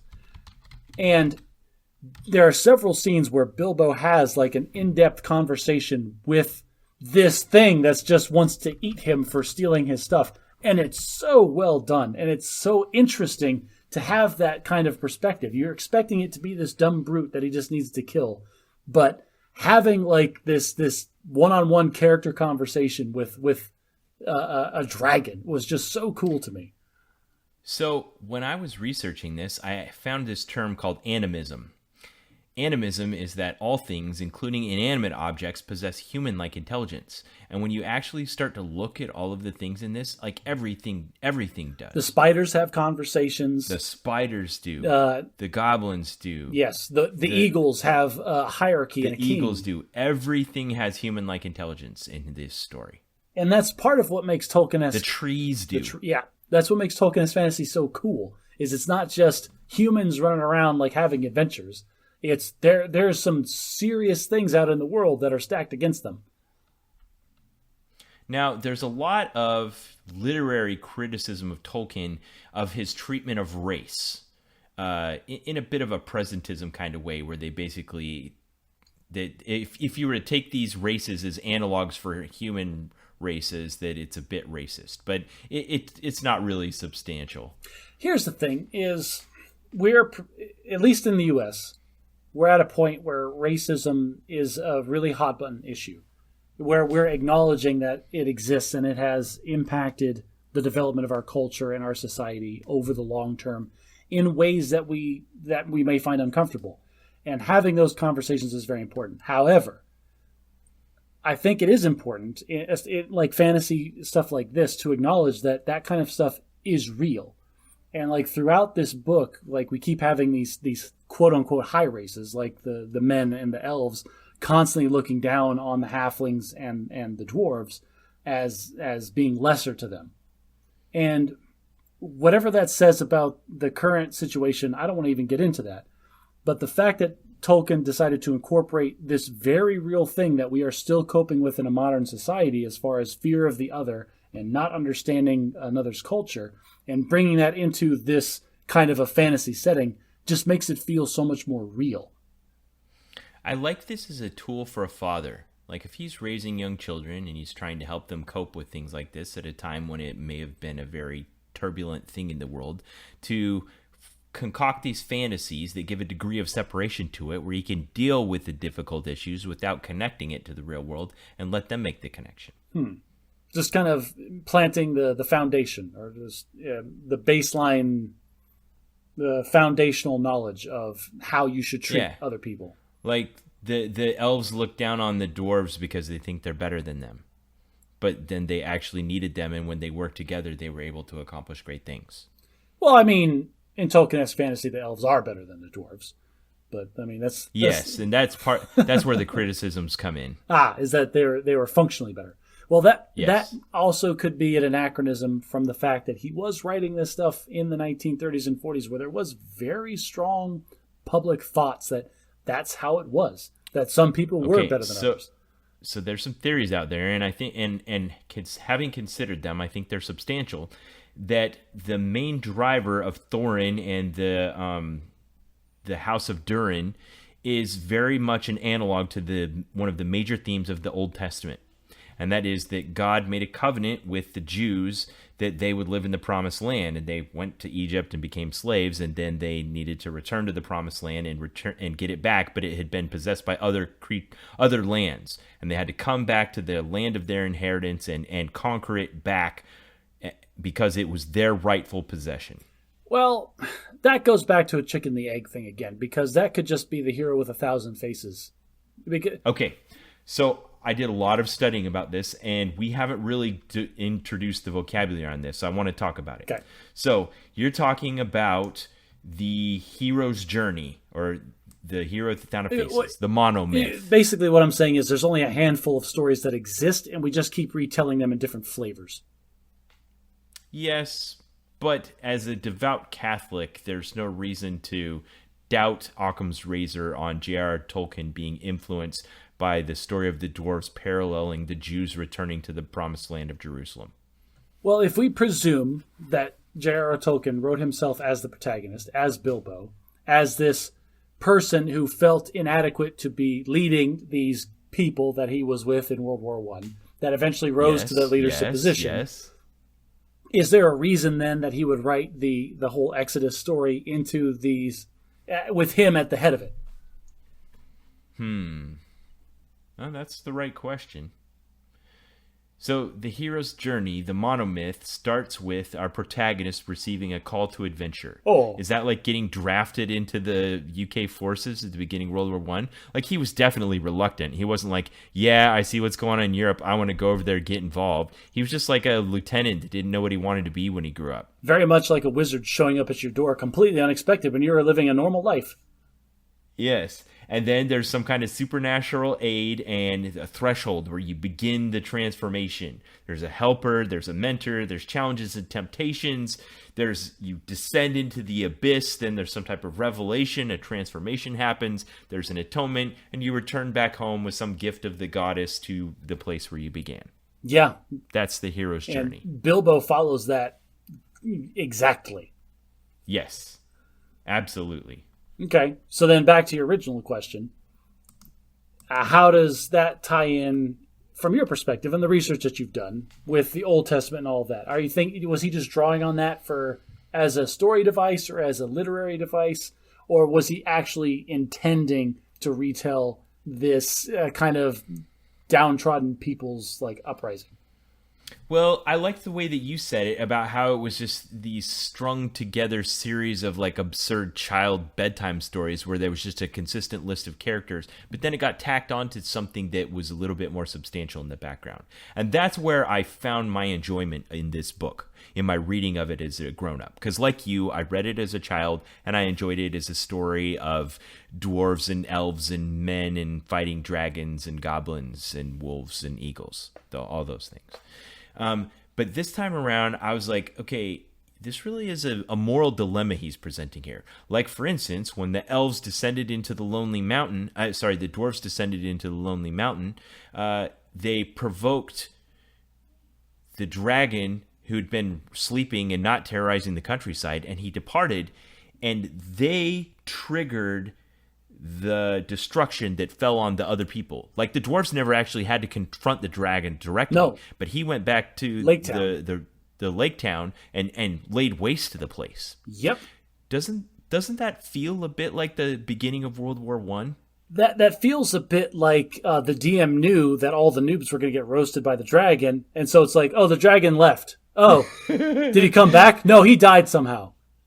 I like this parallel of the Dungeons and Dragons party. Don't keep doing it, but stay with me. Don't keep doing it. The British didn't start World War One. Mm-hmm.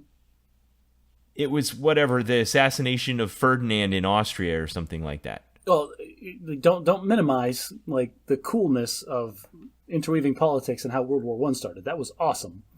And I don't know if you've ever heard the actual story of the assassination of Archduke Ferdinand. If you haven't, it is fascinating because the assassins that were trying to kill him screwed it up entirely. One of them called up, said, screw it, I'm going to go get lunch, went to a restaurant, and then the Archduke's car broke down in front of the restaurant the guy was sitting in. It's insane how the whole thing went down. Yeah. So, there is this element of Bilbo as the protagonist, just he's not really invested in the dwarves' at all. Heritage. No, at all. He got dragged on it, kicking and screaming for the first 10 miles of it. But over the course of the story, like any soldier can tell you, they may not know what they're fighting for, but they do know that they want to protect the life of the person next to them in the trench. And that's that is really, you can feel the military coming out in that, because it doesn't matter what the end goal is. It doesn't matter like why we're trudging down this dark path through this forest full of enchanted spiders. It's just, we're here, we're in this situation, and we have to look out for each other because no one else is going to. And anybody that's been in the military has felt that. You've been in this situation where everything sucks. It's all going to crap, but I'm going to keep working because if I do any less, then that guy's got to pick up my slack, and that's not going to happen. Yeah. So Bilbo kind of develops that as it goes on. He goes from just being mostly uninterested to really being vested and friends with these people and caring about what happens to them. These interchangeable dwarves whose names I don't remember. Yeah. Now, as much as it was kind of this immature story that was kind of like a collection of bedtime stories stapled onto a larger plot, he was also showing a lot of promise. I mean, like Gollum and Beorn and Thorin all have very unique voices. And there's these overarching themes that became the foundation of high fantasy, of this alternative secondary world that, rather than the world in which we live. It's told from the viewpoint of one main hero. There's these unknown forces of evil with great power, and there's this theme of good versus evil happening all around that are the foundation of high fantasy. That does feel very much inspired by World War I and later World War II, because these were points in history where it was very clear. Good guys, bad guys. Conquerors, defenders. Like the morally righteous and those guys, the freaking Nazis over there, the guys with the spikes on their helmets.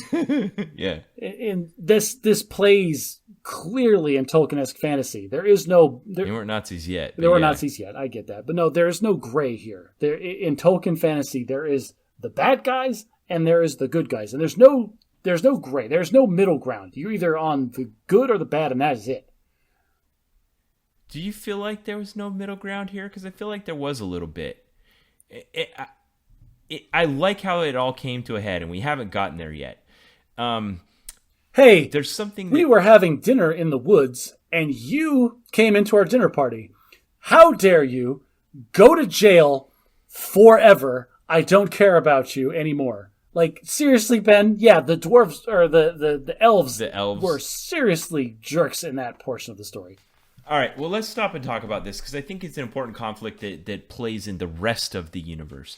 There's definitely going to be a different set of priorities and morality surrounding a group of people that is functionally immortal, and how they interact with groups that aren't.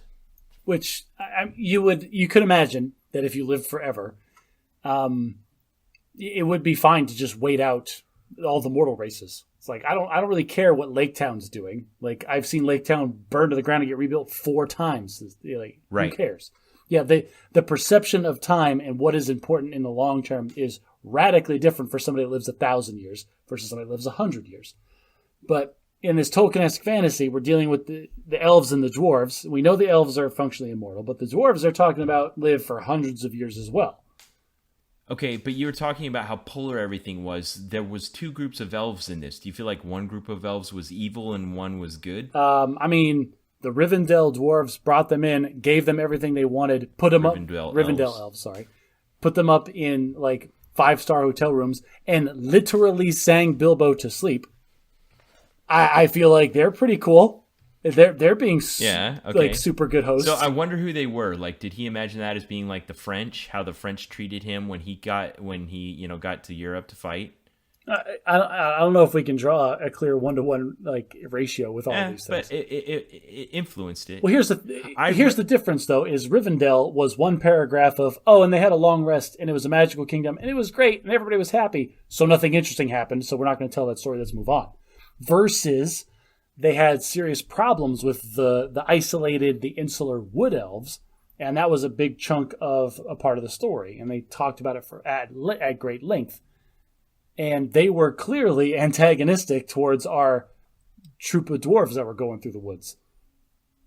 Yeah, but not evil like the goblins. No, they were evil like a group of disinterested others who had their own priorities. Yeah, and that feels like some of the players in the World War I conflict. Some were enemies, and some were just kind of like apathetic players. It's like, listen, you're either on our side or on the other side. It's like, are we though? No. Yeah. No, I don't think so. Exactly. I couldn't name them off the top of my head. I'm not that big of a history buff. As I was reading about Tolkien, I read of a very influential childhood visit he had to Switzerland, where he was up in, the very tall mountains that influence his description of the misty mountains in Middle-earth. Okay. But that's what you do. You write about what you know. You tell about the experiences and things in your imagination. And if all you did was grow up in the south of England, you wouldn't have much to go on. But if you take a trip to Switzerland and see these dramatic, jagged mountains, you describe it that way in your writing. Did he fall asleep in a cave without leaving anybody on watch and get kidnapped by goblins? and roll a 0 on your Constitution check? Or that's like, so the DM's there's like, okay, you guys make camp for the night. Who's on watch? Nobody's on watch. Okay, roll perception. Okay, everybody failed perception. Okay, all right. You are all captured by goblins. The Goblin King takes you all prisoner. This was going to be a quick little fight with goblins, but nobody's awake, so everybody's captured by goblins, and now I have to improvise a whole session about this. Oh, Bilbo, you're knocked unconscious. We don't know what happens. Ha ha! I got out of it. Yeah. Well, okay, so let's bring up the elephant in the room, and that is the Ring of Power. Now, this is a good example, I think, of what George Lucas was trying to do in the Star Wars prequels.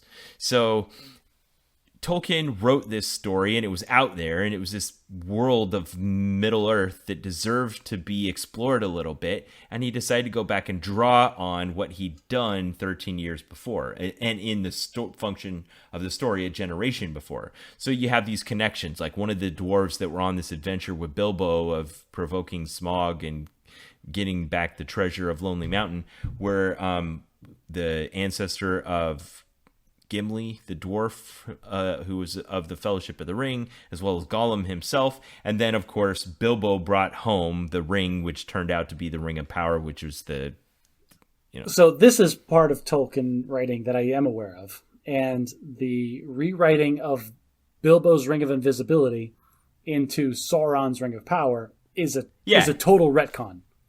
Yeah. He just went back and changed it. Like in the original story in The Hobbit, it wasn't intended to be the Ring of Power connected to Sauron. It was a Ring of Invisibility. It was just a trinket. Yep. It was a magical item that existed in the world because Bilbo needed to be a better thief, honestly. But Bilbo brought it home and he made the connection, and there we are. I think it worked out. I think so too. It's a little weird on how he decided that it's going to work. Like, it's not a ring of... It doesn't make you invisible. It just pulls you into this other spirit realm that exists parallel. It's like, can't it just be a side effect of the Ring of Power? Okay, no. Spiritual thing? All right, fine. You can go with that. Yeah. Now, Tolkien does something really well that I like. Frequently in writing...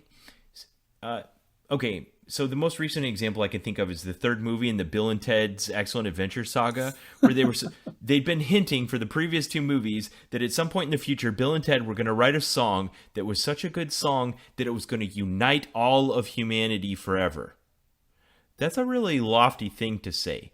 Now, the problem that they'd set up for themselves is that if they were ever going to actually come to the point where they filmed the movie where this actually happened, somebody had to sit down and write that song. Yes, it had to be a real thing. So the only way to get out of this is to do what Tenacious D did, and you just write a song called Tribute about the song that saved the world. Okay, that is a good way to get out of it. And that's the point I wanted to make, is that frequently authors will say there was a poem written by the sages that was one for the ages or something like that. And they just talk about it. They say there was a song that the people sang, or there was a poem that was written. But Tolkien writes the songs and he writes the poems, and they rhyme and they have lore and they have backstory and they're good. That's true. I mean, like I said, this book had several songs in it, and the songs were legit. Andy Serkis sang them very well, and it's, now that you point that out, you're right. It's crazy that this guy had to okay, crap, I'm done writing the book, but I've now got to write 6 songs that make sense. Yeah, they contain the lore, and they're in the voice, and they have, they meet all the things. And I bet writing those songs and those poems is really difficult. Like, it'd be so much easier to just talk about them without actually writing them. Of course, we're assuming that he didn't write random dwarven drinking songs like in the margins of his notebook while he was sitting in university learning about linguistics. Or while he was sitting in France waiting to go to the front lines in World War I. Yeah, one of my favorite hobbies is to come up with random elvish poetry in an dwarven drinking songs in a language that I invented. Yeah. So, as we pointed out, it wasn't the original intent for The Hobbit to lead to The Lord of the Rings, and it was a little bit of revisionism to go back and turn it into that, but it worked out. I think it worked out okay. So, it was decidedly smaller stakes what would happen, but by the end of The Hobbit, I would say it was relatively epic what snowballed into eventually happening. So go ahead and finish the plot synopsis. Can I keep doing it in my D&D-esque way? Yes. Okay, so we kind of did the goblins, where they were going through the mountains, they got to a cave, they all went to sleep, and they were captured by goblins. And then, do you remember how they were saved from the goblins, Ben? Yeah, they just like were running away, and they were going to get caught, and they were completely overwhelmed, and then they just showed up at Beorn's house and closed the door. Gandalf saved them. They were in front of the Goblin King. Gandalf showed up and set off a flashbang and said, "Run!" And they just ran away. Like, that's how they got out of it, is the veteran player got them out of it again. Okay, sorry, I was skipping ahead to the next time they do that. No problem. And then the one person that was interested in role-playing, Bilbo, he put him in a one-on-one scene with this character that we never see again in this book called Gollum, and had an interesting back-and-forth riddle contest.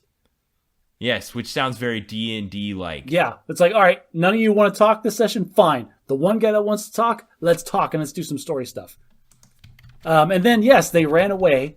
They showed up at Beorn's house, and they were, all right, it is this magical lodge of nature where the animals come at Beorn's beck and call and serve him food, and things are happening, and they're there for 2 weeks, and it's fine. Nothing really interesting happens, so let's move on. Hang on, I want to go back to the riddle thing for a second. Okay. Which thing? Because it was very classic, it was like the ancient Greek stories, of talking to the Sphinx or that kind of thing. And one of the riddles that he gave him, Gollum actually said something. There was a riddle about something that's white and gold and has inside, or I don't remember what. The answer was egg. Oh, yes. Mm-hmm. And Gollum actually said that in the book, we taught grandmother to suck eggs, which was one of the bad at magic. I remember. Bad at English. I remember hearing that. I'm like, teaching grandmother to suck eggs. I've heard that before, and I know that is a British idiom. Ha ha. Yeah. Okay. Go ahead. we interrupt this plot synopsis to pat myself on the back. Good job, Ben. Okay.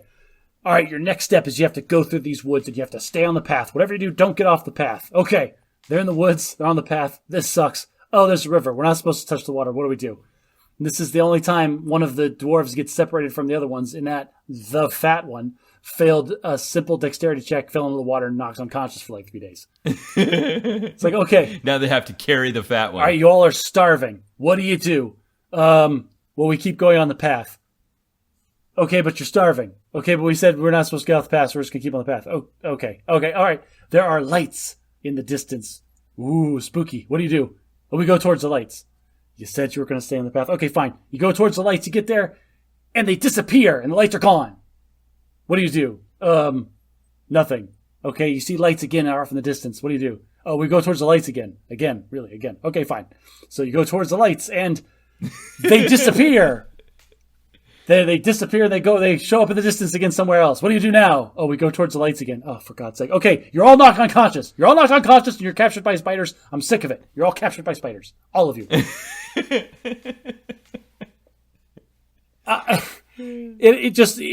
Wait. All of us are captured by spiders? Yes, all of you. Yes, all of you. Oh, except the one that's invisible. Like, okay. And it's this very child's... Okay, so this is a theme that happens throughout this, that maybe it's because of this D&D DM kind of thing. But, like, there's lots of... The bad guys catch them, but nothing lethal happens to anyone. Yeah, it keeps happening. He doesn't want to. We'll get to him later. He doesn't want to kill his characters. The trolls do it. The goblins do it. The spiders do it. The elves do it. The elves weren't lethal. This is the one thing that feels so D&D. It's like, okay, wait, you all failed your checks? Well, crap, there's 13 of you. I expect at least 2 of you to pass these checks.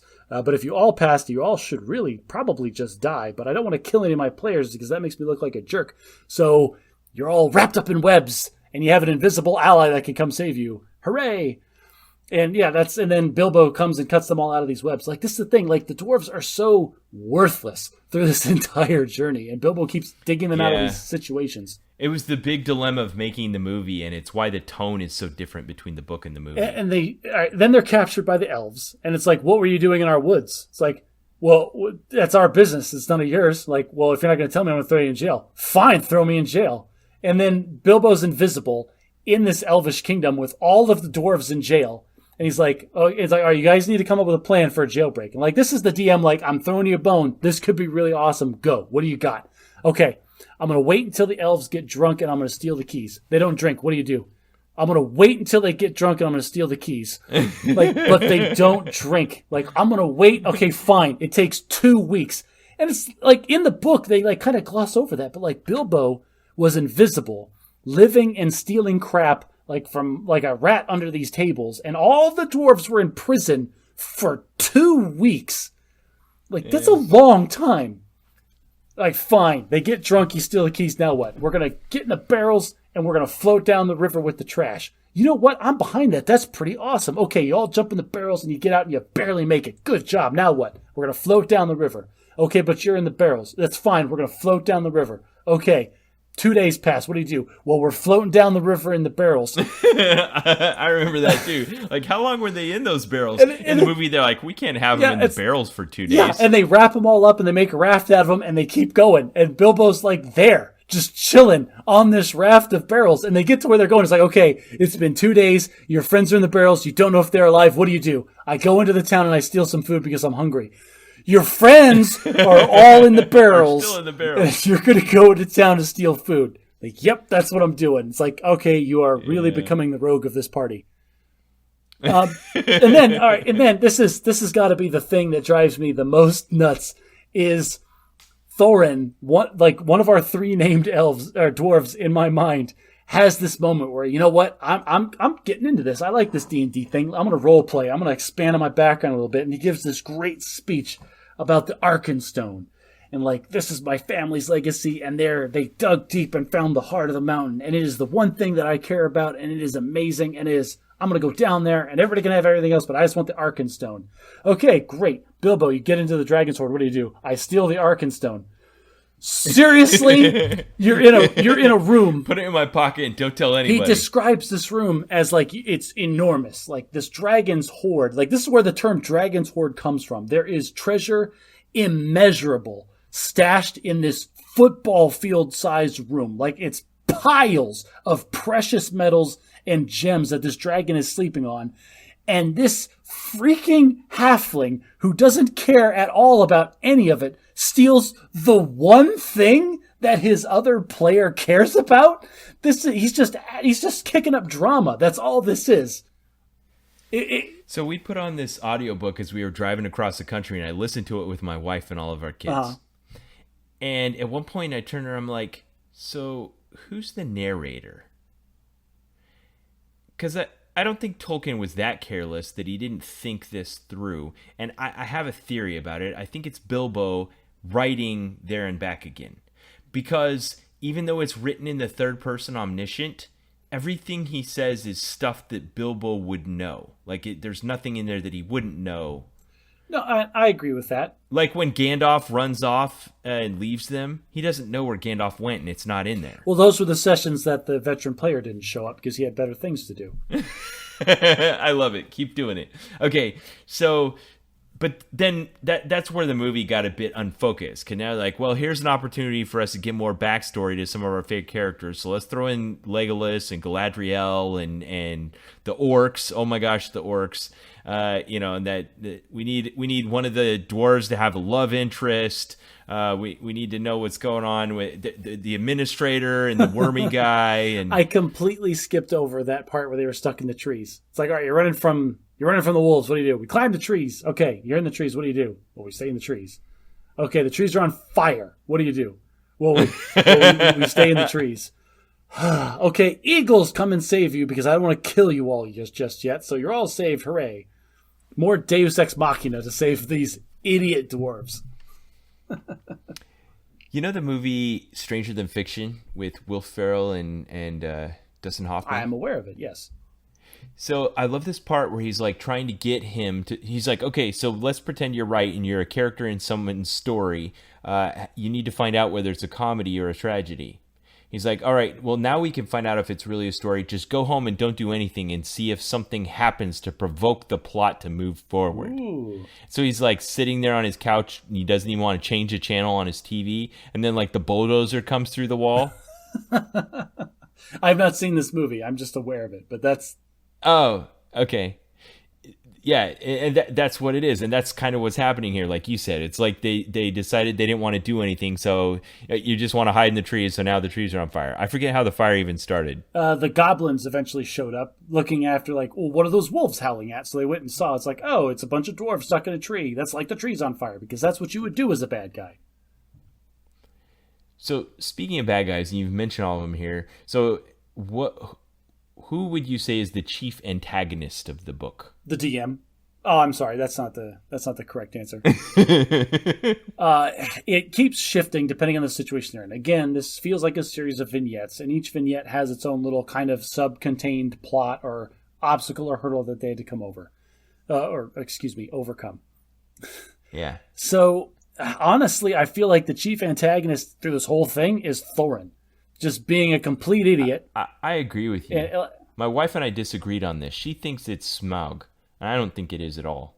Smaug was the last thing that they needed to overcome, and they didn't even overcome it. They provoked it, and he went and killed a ton of people, and then died somehow. Like that, Smaug he was an interesting character and my favorite in the book, but clearly he did not do anything to change anybody as far as the storytelling goes. Now, this was my favorite plot twist in the original book, and this is where I thought it went from being just a trifle to being something substantial. Because then it felt like the scene from The Dark Knight where there's the two fairies, and they both have detonators, and there's a bomb on the opposite boat. Yes. Okay.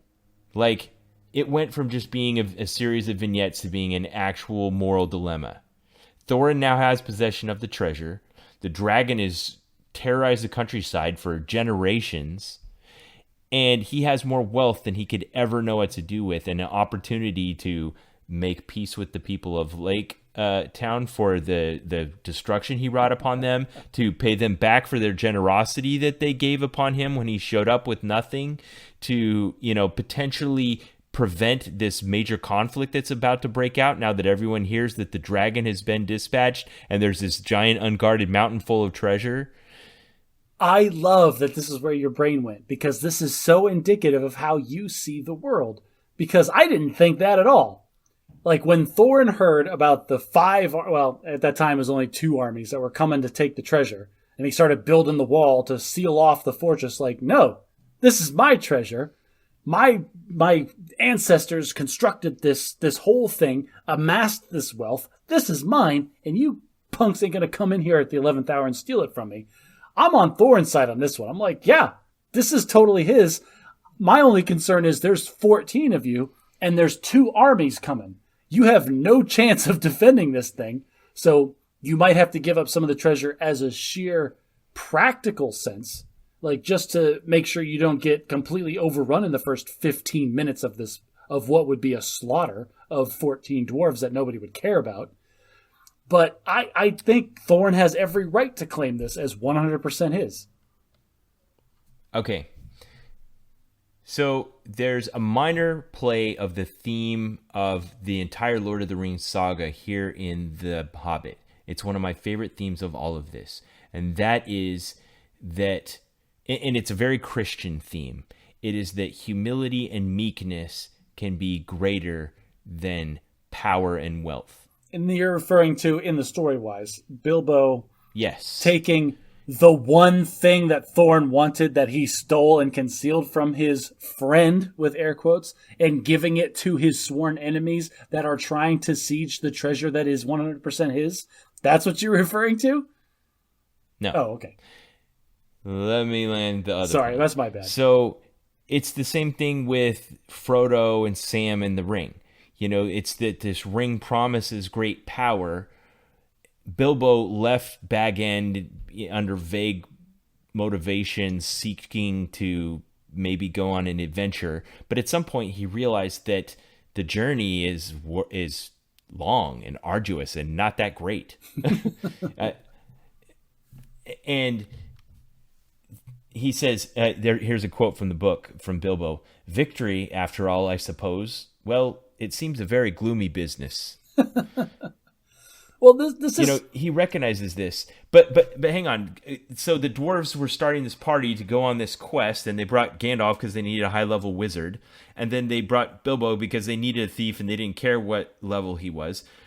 But Gandalf kind of hinted at the destiny of Bilbo in all of this. The dwarves are sometimes like, why'd we even bring him along? And Gandalf's like, you'll find out. And so Bilbo has a destiny to be revealed, and his destiny is to show Thorin and everyone involved that peace is worth more than treasure. I mean, is it though? Because Thorin never really gave up the whole treasure. He gave up, I think Bilbo gave up his portion of the treasure to stop the battle. Not all of it. He took some home with him, but he was limited more on what he could carry than what he was entitled to. But and he didn't there was plenty of treasure to go around. But Thorin didn't give up. He didn't say oh, you know what, you're right. Here's half the treasure. He's like, no, if he did on his deathbed after the battle, he was like, Bilbo, you were right. I should have seen it. How much did he give up though, on his deathbed? Of the treasure? I don't remember. See, that's the thing. I think it was an inconsequential amount, all things said and done. Now, Gandalf is probably what I'd say is the closest thing to a Christ figure in the books, although some much smaller scholars than I refer to Christ's 3 known rules of prophet, priest, and king, and they divide those up among different characters in the saga. The prophet piece is Gandalf, the priest piece is the Hobbits, and the king piece is Aragorn. Why are you trying to draw such strong Christian ties into my fantasy book here, man? You're like, why? You're taking this long journey to try to draw these 1-to-1 ratios. Can it just be a fantasy story about 13 idiot dwarves? You sound like you're quoting Samuel Clemens. Because he was a Christian writer, and he was telling the story of his life and his experience. And this was a man who was a lieutenant in World War I, who was a Catholic, who helped convert his best friend. And he had faith, and he had, he wanted to believe that humility and meekness could overcome power and corruption. This has always been my problem with liberal arts. 100%. I remember reading Watership Down in high school, and they asked me, what was the theme of this book? And I said, the theme of this book was rabbits, trying to find a new place to live. It's a story. Stop trying to dig deep into this. I feel like if you interviewed the author, he would say the same thing. I understand. No, I don't think Tolkien would say that. Tolkien was a very intelligent person and a very deliberate writer, and I get that. But at the same time, why can't you just appreciate the story, man? Why can't you just why what part of this? Because I think it was deliberate. I think even though he meant to hide these things, he still meant for them to be found. But that's fine. But why do you derive such pleasure or such? Why do you want to find them? You're working very, very hard to find something that you think might be buried there that might not be, and instead of just enjoying what is presented to you. Bilbo was an anachronism. He was a peaceful guy in a time of war. everyone around him was fighting, and he was like, this fighting could all stop if we just stop fighting. And I'm willing to give up, like you said, untold wealth if we could just stop fighting and I could go back home. At the same time, there was parts of the story where Bilbo did take out the sword and did recognize that this is a time for violence. And there was, yes. and he knew that. Yes, we can draw parallels to the protagonist and to the direct experiences of the writer, but there's a point where the 1-to-1 ratios become so stretched that why are they even worth looking for? When you're talking about breaking Gandalf into one of the three pieces of the Christ analogy, I get it. And you can do that with almost anything if you go abstract enough. But there's a point where, who cares? It's a good story. It's entertaining. Clearly, he drew from his own personal experiences. Clearly, we can draw some straight lines from the mountains that he saw to the Alps that he walked through, and to the dwarves that he never felt a part of but was inspired to lead, to the troops that he had in World War I. At some level, we can do that. But then if we keep going 2 and 3 or 4 more layers of abstraction, it starts to lose all meaning, and who cares? Because once we're that many degrees from Kevin Bacon, you can draw lines to anything. This could be a total revelation about the Hindu faith, and we could probably make just as valid equations to that. But why? Just enjoy the story about the elves. Well, I disagree with the last thing you just said. I don't think you can just abstract it as much that you could tie it to any faith. This clearly came from his Christian point of view. Well, does that matter? Anyway, does that matter? Well, it's because I'm tying it to the themes. Because this particular theme, that humility and meekness can overcome power and wealth, it is a very Christian theme. But is it a Christian theme because it's built into Christianity, or is it a Christian theme because it exists in the culture that Christianity is a part of? It's this. We're talking about memes and ideas inside of ideas again. Yeah, and you earlier kind of sidestepped a chicken and the egg thing, and that's one as well. So I mentioned animism, which was a new thing I'd learned. There's the temptations and corruptions that come from love of wealth that ultimately take Thorin, a character that we'd started to become endeared to, and just turned him sour there at the end. And it also kind of turned everyone against each other and then made them weak to the outsiders. So while the elves and the lake town, the humans and the dwarves were kind of arguing over the outcome of the treasure, meanwhile they've got their back turned and the goblins and the wolves sneak up on them. This is a common theme through the rest of the Lord of the Rings trilogy, is that greed becomes the evil darkness that drives people to do bad things in the first place.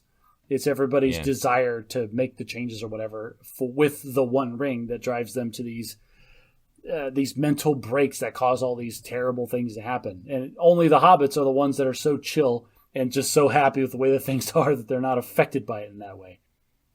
But, if you want to talk about underlying themes, then that clearly is one, and I have to give that to you. If we're going to go more degrees to Kevin Bacon, I'm going to be more skeptical again. So Bilbo, there's also kind of from this idea of it being a parallel to World War I, is how anti-pastoral warfare is. How it just destroys peace and the land and the countryside and the relationships and stuff. And I feel like that's what Smaug represented. He represented just this mindless destruction that comes when you're not vigilant against. So the intelligent dragon that just wants to accumulate wealth and will lay waste to anything in its path in order to accumulate it. All right. Yes, I want to talk about dragons for a second, but first, if you can, finish your little vignette of the DM campaign. Bring this thing to a conclusion. Well, the very last part is every good campaign after the big bad is defeated and all of the things are done is you have an epilogue session where you sit down with your player characters and you decide this is how the story ends. And we're going to write a little bit about, and they lived happily ever after. Yeah. And so they all came, they sat down, and none of the dwarves showed up. It's like, where's everybody else? It's like, no, two of the dwarves went back to Bag End with Bilbo. Did they? The ones that were the most distantly related to Thorin. I don't even remember that at all. Yeah. In the book. Yeah, it came up in my research. It's in the book. I'm sure it is, but like that must be so glossed over. Anyway, so like functionally, the way I heard it and listened to it, the only two players that showed up for the epilogue campaign was Gandalf and Bilbo. And so they had this great session where it's like, all right, Bilbo, what do you want to, or Gandalf, what do you want to do? It's like, I don't care. I'm a high level wizard. I'm going to do whatever I want, whenever I want to. Okay, well, we'll get to you later. Bilbo, well, I'm going to go back home because that's what my character's been talking about this whole time. And I've learned something, and like that's it. The whole session is Bilbo kind of waxing prolifically about. No. I'm changing what you're saying. All right, you as the DM are mad that all the dwarves didn't show up. So, all right, Bilbo, you arrive back in the Shire, and they're auctioning off all of your stuff because you've been gone for so long because you wasted so much time sitting around waiting for the guys to get drunk. You're right. I forgot about that little detail, but you're absolutely right. It's like, we got like that's got to make the last little session interesting for our player characters. I'm gonna go home. All right. Great, you go home, and they're selling all your junk. It's like, dang it, now I've got to deal with this problem. They think you're dead because you've been gone so long. But they kind of, at the same time, like, it was mostly played up for comedy, because it was very hand-waved, like, oh, well, like, it took years to unravel the fact that he wasn't actually dead, and he never did get his good sofa back. And just kind of punchline-y phrases like that. Yeah. Well, this was a seminal piece of work that wasn't designed to be the genesis of something that would change the world, and yet it was. So it's interesting to go back and read it from the world that's been changed by it and see it for its imperfections as well as its glimpses of brilliance. And I appreciated it in that way. Yes, and if we're going to talk about imperfections, like Tolkien writing is not perfect. Like it is... I'll tell you right now, like it is important if you really like literature and high fantasy and all that to read Tolkien, but that doesn't make Tolkien any easier to read. Like getting through, like you talk to anybody who's read The Fellowship of the Ring, it's a slog. The first half of that book is rough. First 100 pages. Oh yeah. But I never made it. I never made it as a kid. as I read The Hobbit and thought, oh, that was fine. I'll read Fellowship of the Ring. It hurts. Like I can only take so many descriptions of how green the trees are before my eyes start to roll back in my head. But you made the analogy perfectly. This really feels like a seed. And knowing the time difference and knowing kind of some of the backstory, you can see where this was like the germination or the start of some of the ideas that Tolkien was having for this much larger thing. Yeah. Well, thanks for inviting me to read it with you. I enjoyed it, or I can't remember which order that happened in, but does it really matter? It does. You tell me to do stuff and I do it. Like this was your idea. So I'm taking no responsibility for how terrible this episode was. Thanks for listening anyway, anybody. Are we doing this part? Just roll right into it? Yeah. Excellent. Yeah, well, I got. Let me go first this time because I got two things I want to say. One is I promised next episode, which will be our 2-year anniversary. So we'll do kind of a state of the podcast. I think maybe like an episode where if you're a new listener, here's what the podcast is all about, kind of thing.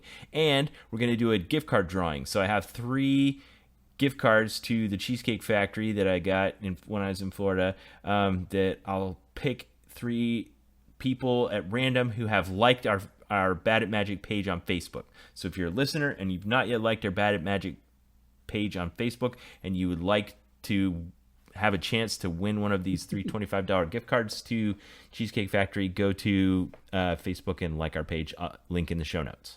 What other social media sites can we interact with Bad at Magic, Ben? We also have a subreddit that you can go to if you want to join in the discussion. And our website, of course, badatmagic.live. And that's really... Oh, and if you can also go to Patreon if you want to be a supporter of the podcast and show us your appreciation there. I still have some of the Bad at Magic challenge coins left. If you go and become one of our Patreon supporters, I can send you a challenge coin. If you like what we do, please recommend us to a friend. If you like us, maybe they'll like us too.